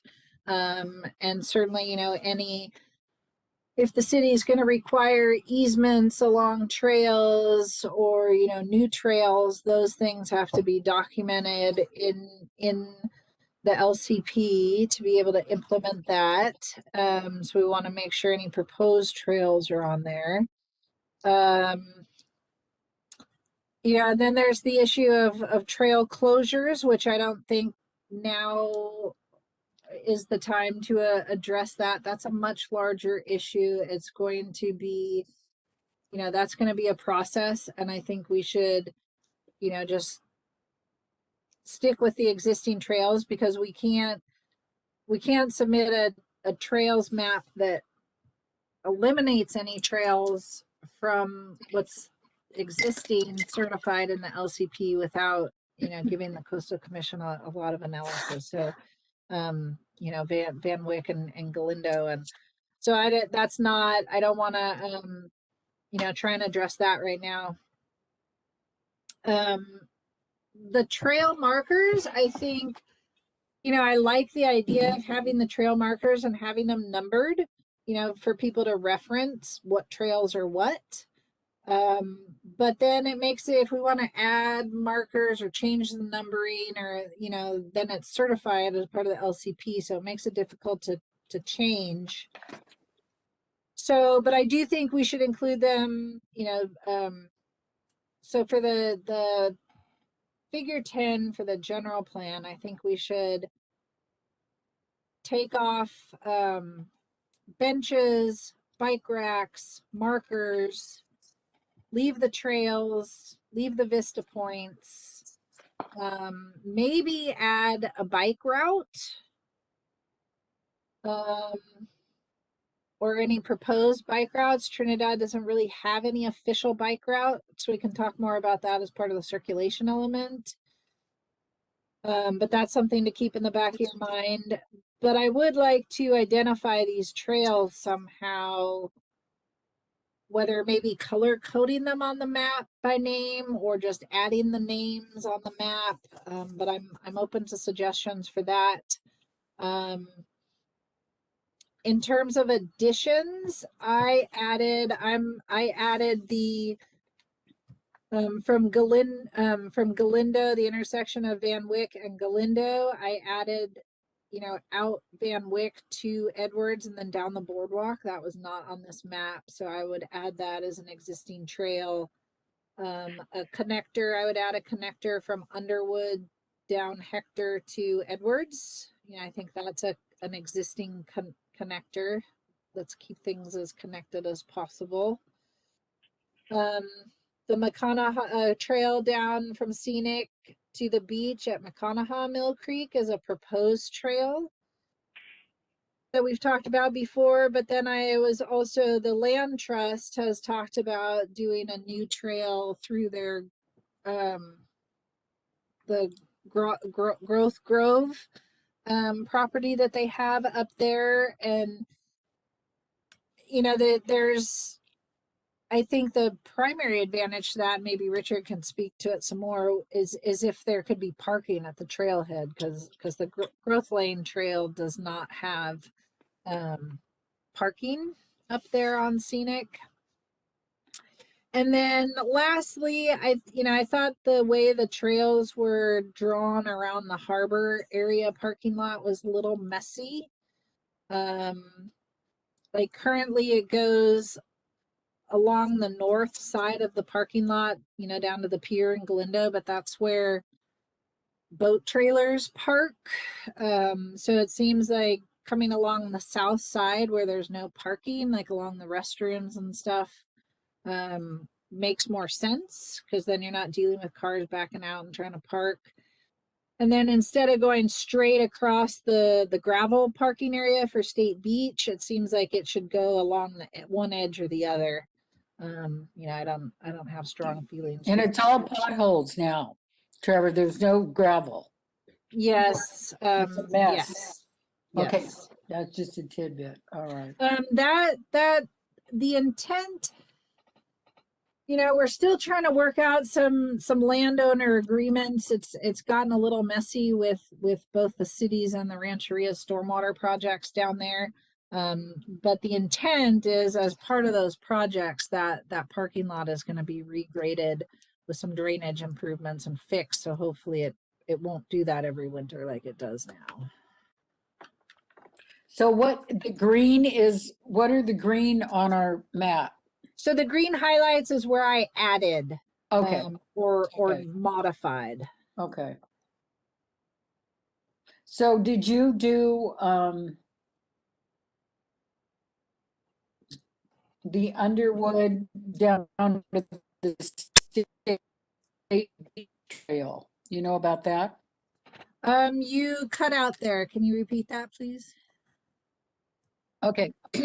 From Underwood, there is a trail down to the State Beach or the State Park Trail that comes out of the state park. Yeah, so that would be from marker 9 to 8. Oh, okay. Okay. Thank you. Yeah, I go on that trail a lot, but I didn't go over far enough. And I think parking is going to be an issue on Scenic. You could talk to Cheryl about that. Do you own any land up there, Cheryl? Honestly, one of the thoughts that went through my mind was just what a Yeah. beautiful grove of trees there are up there. I would hate to, I don't know where the parking would go, but I would hate to see the trees cut down to make a parking lot. But having access down through Parker Creek or whatever is, great. The more access we have, the better. Well, instead of parking on the road, because when we went to Yeah. Tahoe about 3 summers ago, it was awful. It was like one Yeah. lane because there were cars on both sides of this skinny highway, and everybody wanted to get down, to the Emerald Bay Trail to get down to Emerald Bay. It was. Yeah. was Yeah. really- I mean, I think to the point, I agree. I think parking in general, just, having a place, so in our signage or in our maps and our trail guides, saying where you can and can't park and just being really clear about it. Because I think people are confused. I mean, people come down Growth Lane and park in front of our gate, you know, and some people we have them come on down and turn around. Some of the elderly people that are trying to get to the trail and so forth, but they don't know, you know, where it's okay to park. I want a parking lot behind Murphy's where Yeah. they charge money, and I'll be the money collector. And then, you know, with Aaron, you, Jennifer, and I can, or maybe we'll train your daughter. Well, they have those kiosks, you put it in, but people are parking there all the time, all summer. Yeah, yeah, they And are. even this winter, there were like 4 or 5 cars there last weekend when it was sunny. And I know they were going, you know, down the Parker Creek Trail. So I kind of like the idea of taking off all the markers. I think it makes it pretty busy, and keeping just the California Coastal Trail piece, you know, where there is parking, color coding. I like Aaron's idea of color coding the trails, and then aligning that with the names and keeping the vista points. So and the connectors and perhaps the proposed trails, although that's a tough one, because the proposed trails, you know, until it's really real, I don't know if that it may just cause more discussion than it's worth if it's not really something that's going to happen. But anyway, that's my 2 cents. So, Richard, Tom, any thoughts? Richard, you want to go first this time? Tom went first last time. You know, just very quickly comment. Yeah, I agree. I think that based on what I think where we are with some of the proposed trails, I think we should just take them off. I don't think that gets us anything of any benefit. And removing the markers, that's probably acceptable as well. I like the idea of color coding, absolutely. So yeah, I'm in alignment with those comments. Tom, any thoughts on the map? You're on mute, sorry. I can't unmute you, so.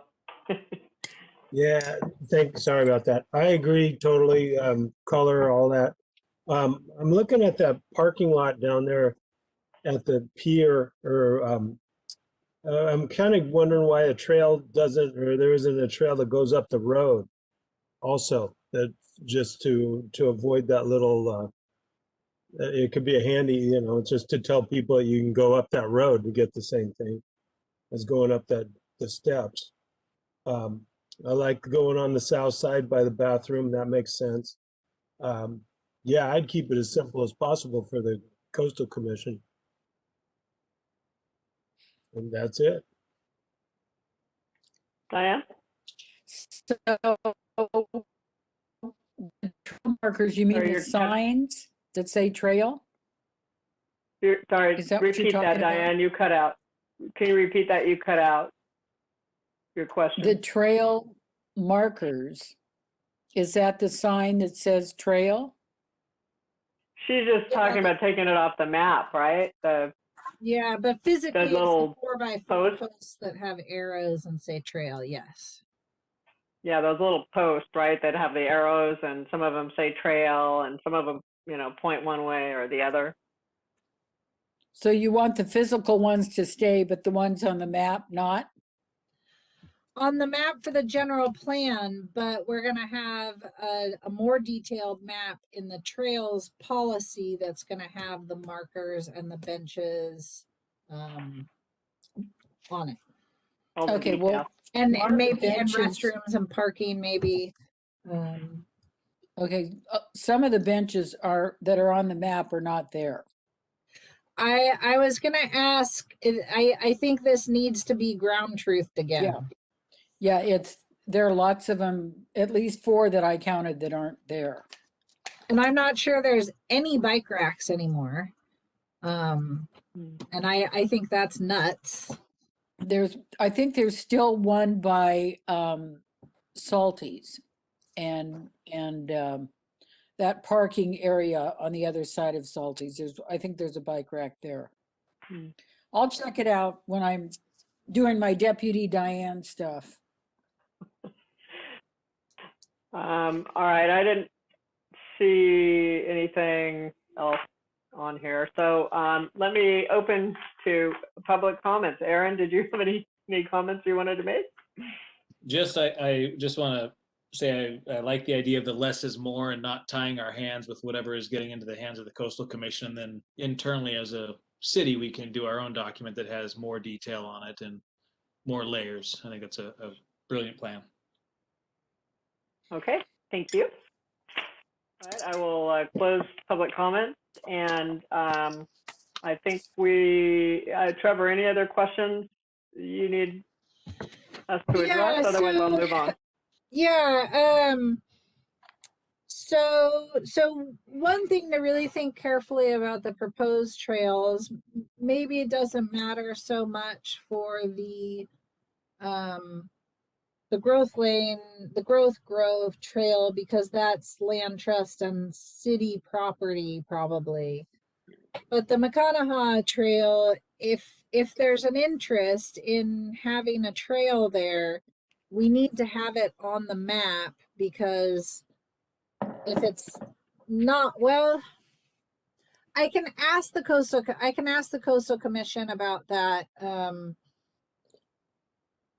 whether it has to be on the map, because under the Coastal Act, it's just if you develop and you're between the sea and the first public road, you have to provide access, and then it's up unless there's nearby access. So maybe we can do it on a case-by-case basis, but I just don't want to miss the opportunity of having that on the map. And when, someone goes to redevelop one of those properties on one side of the creek or the other, we can require an easement for that trail, if that's desired. And, it would require more studies as to whether that's geologically and environmentally appropriate, and traffic and whatnot. But if there is an interest in having a trail down there on the south side of the city, I think we should keep it on the map.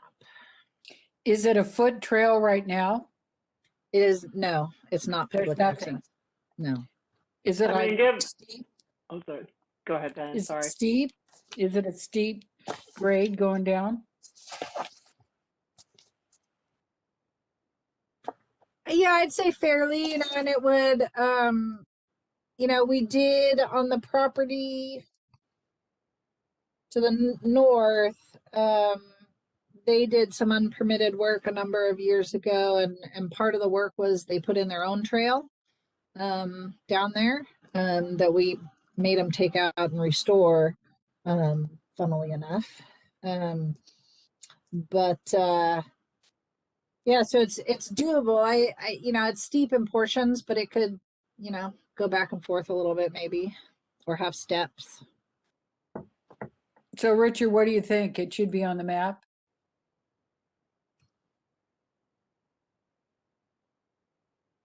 You're on mute, Richard. I think whatever is the most expeditious way to deal with the Coastal Commission, I'm fine with. And I'll look to you, Trevor, if you want to talk to the Coastal Commission staff and understand what we need to do. I'll go with that.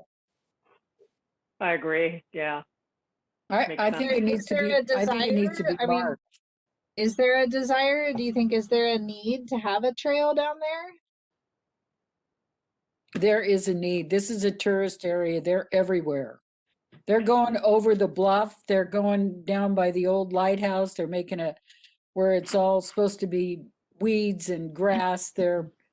Somebody was shoveling it the other day to make the walkway come back up again so they could walk that way. And that's where the benches are missing, Trevor, right in that area. If you're in town, you can take a walk over there or call me and I'll show you. So I think we should mark it because they're going to go over the edge anyway. Because that's, this is where we live by the ocean. Well, that's Okay. that part of Scenic is very challenging right there. Oh, I know. I won't go there. Well, and that's what I'm saying. And then if if indeed we're required to have access with parking, et cetera, that'll never happen. Okay. So, I guess I would like to hear from the staff, and if they say one way or the other, that's fine, but I don't see that happening for a very long time. So, Will they visit the site, Trevor? The Coastal Commission staff? I guess it depends on the circumstances and the project. Well, because it is so fragile on Scenic, they need to go to the site. You know, when we did the Str Ordinance, over half of them had never even been to Trinidad. You know, I was ready to throw a snowball at them, but I didn't have any. Okay. All right. Let's move on to our next agenda item, which is also a general plan update. And this is the circulation element. Wait, I'm sorry, one more. How do we want to name and categorize the trails? Like Richard was saying, are we going to have harbor trails that include Van Wyck? I mean, because just because it's been called Van Wyck doesn't mean we have to call it Van Wyck. I mean, I do sort of like having, you know, the old home beach trails. Those are kind of they're a discrete set of trails. The Trinidad Head trails are a sort of a discrete set of trails. The state park trails are sort of a discrete set of trails. So yeah, so how should we categorize them? So like, if, for example, if I'm going to color code them to describe them in the text, what trails go with what group, and what are we going to call them? So I like the idea of the destination. You know, you're basically saying it's a harbor trail. It's going to take you to the harbor. It's descriptive. So I always like descriptive names. I will say that there was a discussion I brought up, sort of maybe we should, you know, rename trails in my naivete, and was told in no uncertain terms that these trails have a lot of history, and specifically those that are named after people, we wouldn't want to change them. So grouping them, you know, was one thing based on like where you're headed or descriptively, but the name of the trail itself, you know, for example, people were not too keen on exploring that, at least at the time. Anyway, Diane, I think you were going to say something. I would absolutely not rename the trails. The history's there. People have been coming here for years. They know the trails. They know where they are, whether it's Old Home Beach or the Harbor Trail or State Park Trail. They need to just stay, the Trinidad Head, they need to stay as they are named.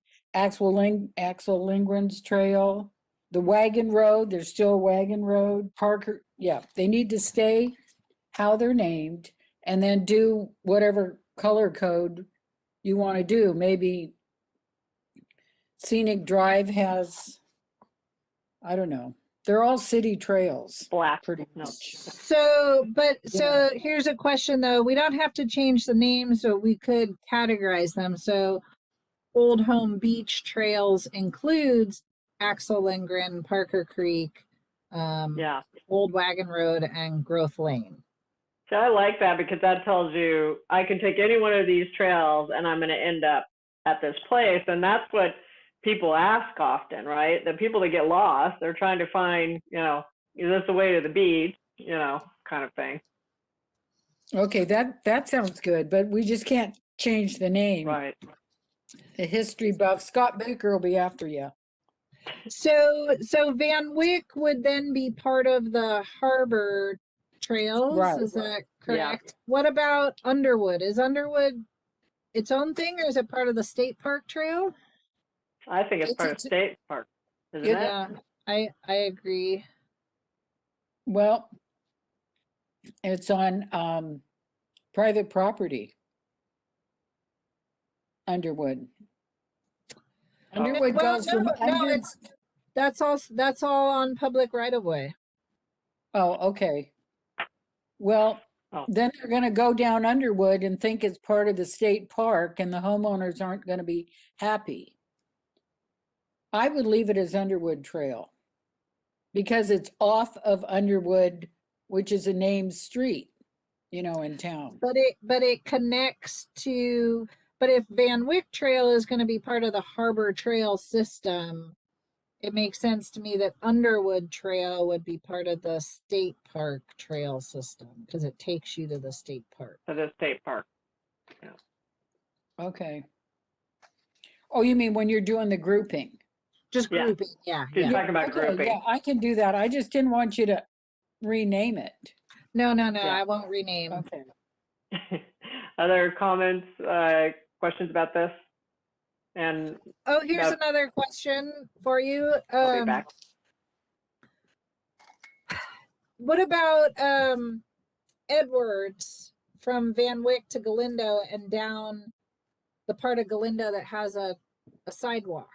Should that be identified as part of the pedestrian trail system? I'm not sure I know which part you mean. So you're talking about the Galindo Trail No, well, down to the harbor? from Edwards at Upper Van Wyck and continuing down Edwards and then down Galindo where it's not currently marked. Oh, I see what you mean. Well, that's part of the Van Wyck Trail, or the beginning of it.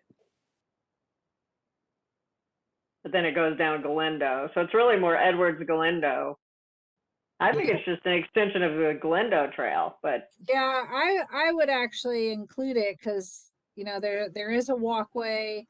We've talked about a sidewalk. I Mhm. think that I think I'd lean towards including that.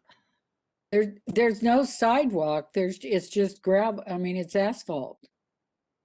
Yeah, but there's a shoulder walkway on Edwards, and then Galindo does have a sidewalk in that part. so let me, I think Aaron had a comment to add to this, so I'm going to open to public comments. Aaron, did you Thanks. want to add something? Opening to public comment. Yeah, just I like the concept of color coding by destination, and then obviously preserving the history with the names of the trails. I think I really appreciate that. But I think color coding by destination, what beach it's going to, kind of what the harbor, that kind of area makes a lot of sense, and I think will allow folks from not in the area to really wrap their heads around. Oh, I want to get to the X beach. Well, take any of these trails and you'll end up there. Maybe different ends of it, but you'll end up there. So that's all. Okay, closing public comment. And Richard or Tom, did you have any? Tom, did you want to add something? Are you discussing that steep hill right there that goes up towards the Marine Lab? So No, but we should talk about that. But this, I think, is just a. Go ahead, Trevor. You can explain it probably better than I can. Yeah, no, just from Galindo east to up the intersection with Upper Van Wyck. So like where they were going to put the sidewalk for the Van Wyck connectivity project that the council was talking about late last year. Not the steep part between Lower Van Wyck, like above the walkway. Yeah, no, that's too narrow. There's no shoulder. I would not direct people there. yeah, So on Delaney, this but map, it's it would be between marker 3 and marker 32, right? That's correct. And then over to marker 5. Thank you. And then over to marker 5. So if you look at 3 to 32 and then over to 5, what Trevor's saying is that could be part of a trail if it was Galindo or whatever we wanted to call it, or Edward. But it could be a way that you would direct people. And I go that way all the time, so that makes sense to me. Yeah, so anyway. yeah, I'd get them off the main streets. Yeah. Just for laughs, I drove down there one day, and I was just curious about what it was like, people walking down that hill on Edwards, and there was a woman was standing like in the middle of the street. She literally walked down kind of the middle of the street, and that was, anyway, it was not safe, basically. And then this is not necessarily relevant to discussion, but I'm going to mention it anyway. Tom mentioned it as well, but below the lab, and I talked to the state parks people about this, below the lab, there's what do you call them? Social trails, right? Where people are creating these trails. They shouldn't be there. It's extremely unsafe, and it's eroding the bluff, and it's something, anyway, I will continue to bring up to them, because if they replant the vegetation, then people can't get in there. But you could literally just walk right off the edge of the cliff. It's so bad. Anyway. Or we need a fence. Yeah, And you need something. I'm trying to get a hold of the state park. Are we off on a tangent, Richard? Sorry, okay. They need to do some maintenance there, some brush maintenance. Okay, just bear with me, you guys. It's like midnight my time now, so. All right, I will wrestle this in. Okay, Trevor, do you have everything you need on that topic? All right, I'm going to move us along then. So the final item for tonight is the circulation element and responses to the Coastal Commission staff comment. So Trevor, if you want to kick us off on that, we'll crank through.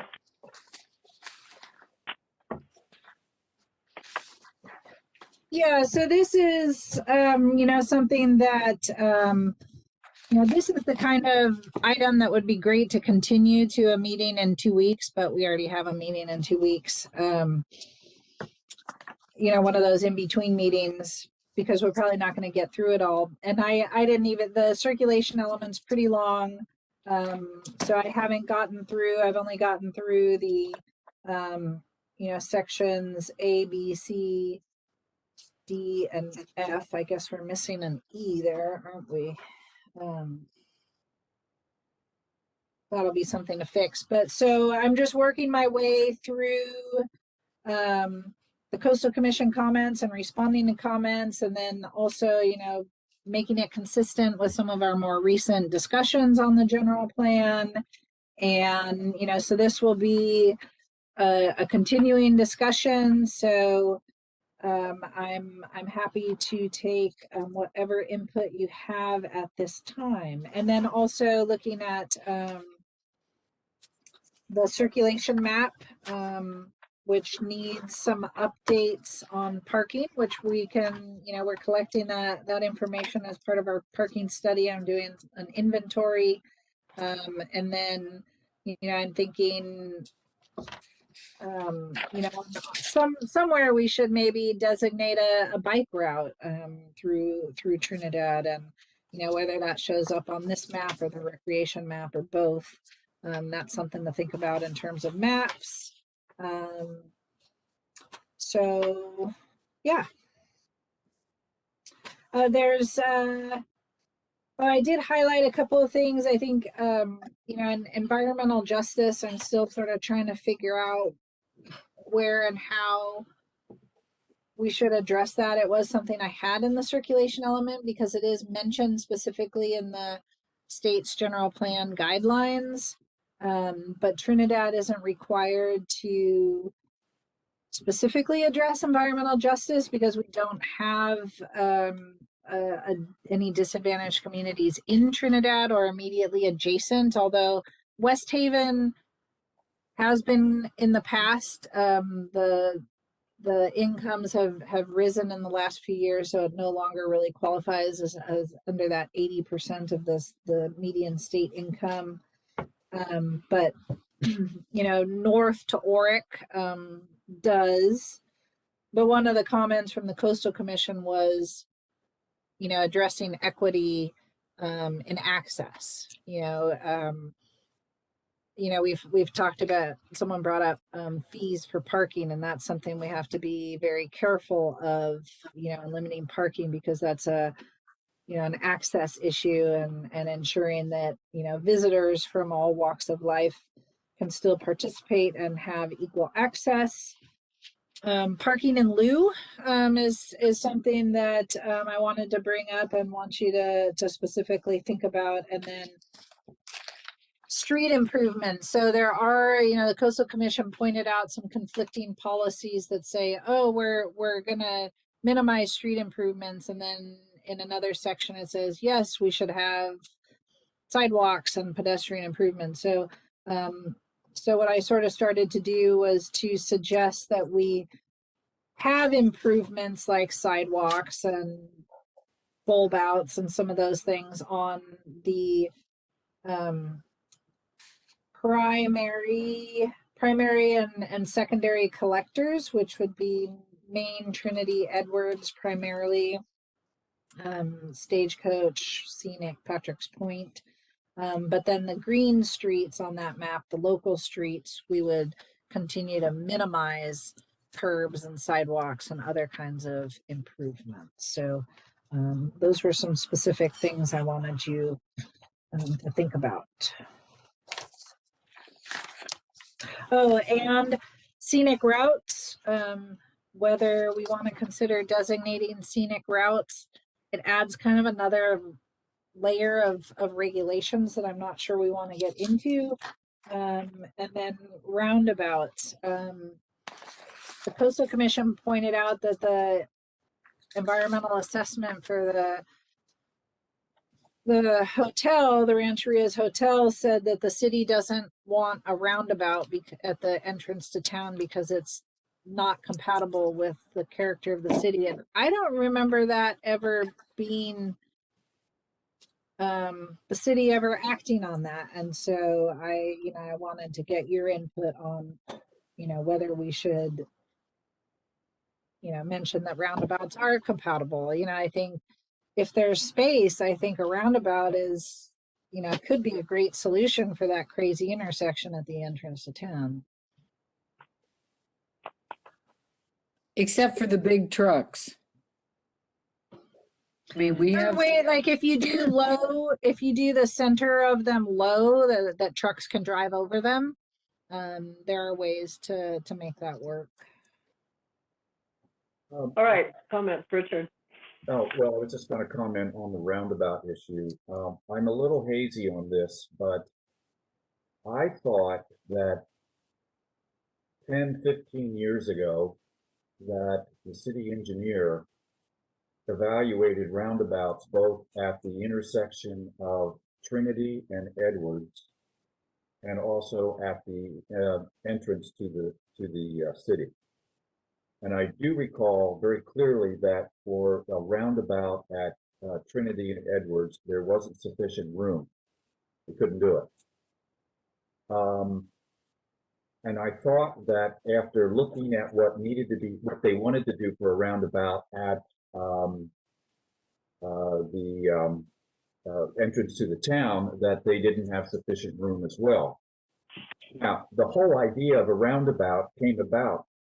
You made a comment in here. You didn't understand where this quote came about roundabouts. Well, that's from the Rancheria's project study design and product and project development support document, which they did back in a couple of years ago. 2012, yeah, or 2009. Yeah, if you look in that document, they have alternatives which they put together, not the city, but what they put together for how to deal with traffic at the entrance to town. And it's worthwhile to take a look at that. And I don't recall that a roundabout was even included at that point, but there were multiple lanes that were going to be included. Multiple stop signs, stop lights. It got very, very complicated really fast. So that's just my recollection, that a roundabout in either of those places was just not feasible. But that, I admit that's way back in the back of my mind, and we probably should touch base with the city engineer to see if he has anything on that. But all those comments come from not the city, but from the Rancheria's effort. Yeah, and yeah, but it seemed to imply that that's how the city felt about it. In the EA is what the So what the Coastal Commission was saying, that the EA seemed to express that the city didn't want a roundabout, and I thought that was strange. And that didn't, yeah, and I did touch base with the engineer because I remembered the same thing, that they evaluated roundabouts and that there wasn't enough room. So I talked to Josh and Steve, and Josh sent me sort of a preliminary design that they did for the main entrance to town, and it never got any further than sort of a conceptual, but it seemed they didn't see that there was any, red flags on that sort of conceptual idea for that. Okay. Good to know. So I love a roundabout. If there was room for them, I would be all for it. I wanted to just comment quickly on the environmental justice aspect, because we've talked about this before for the general plan. Because we're not required, I'm inclined to leave it out because we just have so much to do on the general plan. But if we could put something in about equity of access, if it would fit somewhere else, that might be a good solution for that. And please don't take this to mean that I'm not for environmental justice, because I am. But if we could, maybe fit that in, that might save us some time. Oh, and I liked, Trevor, I liked your idea about encouraging things like sidewalks and bike lanes and so forth on the collector streets, because I personally, I do like to have a sidewalk, especially on a busy street. I think it's nice for safety, and I think it just makes it easier for walking and running to kind of delineate between where the cars go and where the pedestrians go. It just seems to make sense on busy streets. So I think that's all I had. Any other comments or questions? And I second what you said about environmental justice, because it's just going to open up a can of worms. But we need some little section or sentence somewhere in the plan, that just states equity. And the other streets, like where I live on Main, on View and Ocean, there's no room for sidewalks or bike lanes. And the main thing they could do is get the white lines so that, the property owners have protection, because, we don't have the fish feed, but we have different people parking, whether they're construction trucks or, visitors, and they're in the middle of the street. It's actually the street that they're parking on, and not, close to the home. So that's a place where the bicycles wouldn't be able to go. And when they do go, they're in the middle of the street. They take over the whole road. They're every day out and about. So I think, I don't know if we can have a sign for what they're going to do. The ones that bike seem to be okay. The ones that bike around town, they're in and out and avoiding cars, I guess. Yeah. Tom, did you have a comment? Yeah, I like what you said about the environmental justice. And I'm wondering why we're even considering a roundabout. It's already a roundabout pretty much with stop signs. It seems to be working. Do we need to really open up a can of worms there? No. I think it was the volume of traffic was expected to go up with more development. And I think the other thing is some people feel like it's not a super safe intersection because it's a three-way, and people don't seem to understand that three-way stop concept sometimes. I find they're pretty good about it, but occasionally I turn left there all the time onto Scenic, and it's, I would say probably 25% of the time people just, don't recognize that you have the right of way. But well, and it's the tourists, and it's horrendous in the summer. It's just horrendous. You could sit at the Salties and just pray that they don't run into each other, or the service station. Okay, let me open to public comments. Aaron, do you have anything? Okay. All right, closing public comments, Richard? Yeah, just three things real fast. With respect to the traffic numbers, again, I refer to that PSR that the Rancheria developed. There is a huge amount of traffic information in there, and we should make sure that the numbers that we're using are consistent, if only so that we don't create controversy at some other point in the future. The second thing is that HCOG, has a bicycle, I'll call it plan, and we should maybe reference that in terms of whatever we would propose for a bicycle route is consistent with what they have in place. And then the third thing also with respect to HCOG is that we talk somewhat about transportation needs. And I think we should reference the annual unmet transit program that the Social Services Technical Advisory Committee does every year. And because that evaluates unmet transit needs and then makes decisions on what they can and can't do in terms of improving transportation. That's a great suggestion. Okay, any other comments? Trevor, do you have what you need from us on that?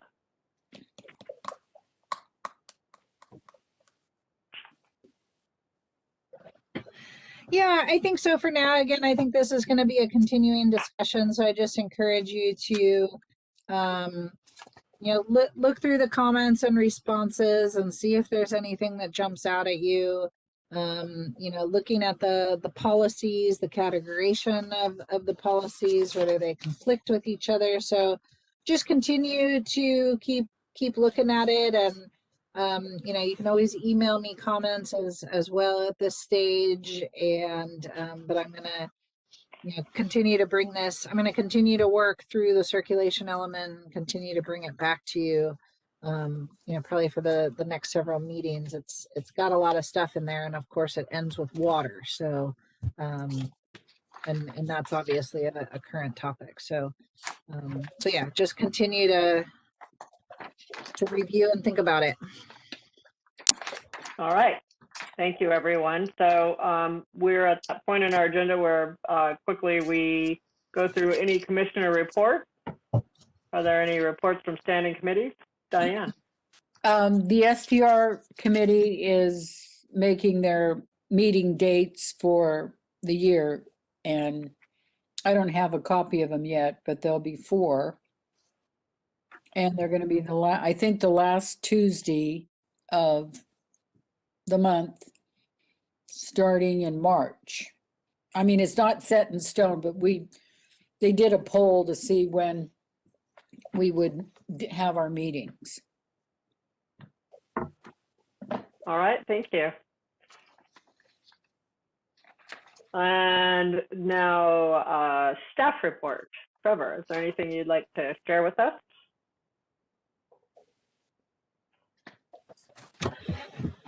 I think I covered, all the upcoming stuff and things I'm working on in my upcoming, in the first agenda item. I will have a design. I do plan on having a design review for it's a tear down of an existing house and rebuilding it down on Scenic Drive at the February meeting.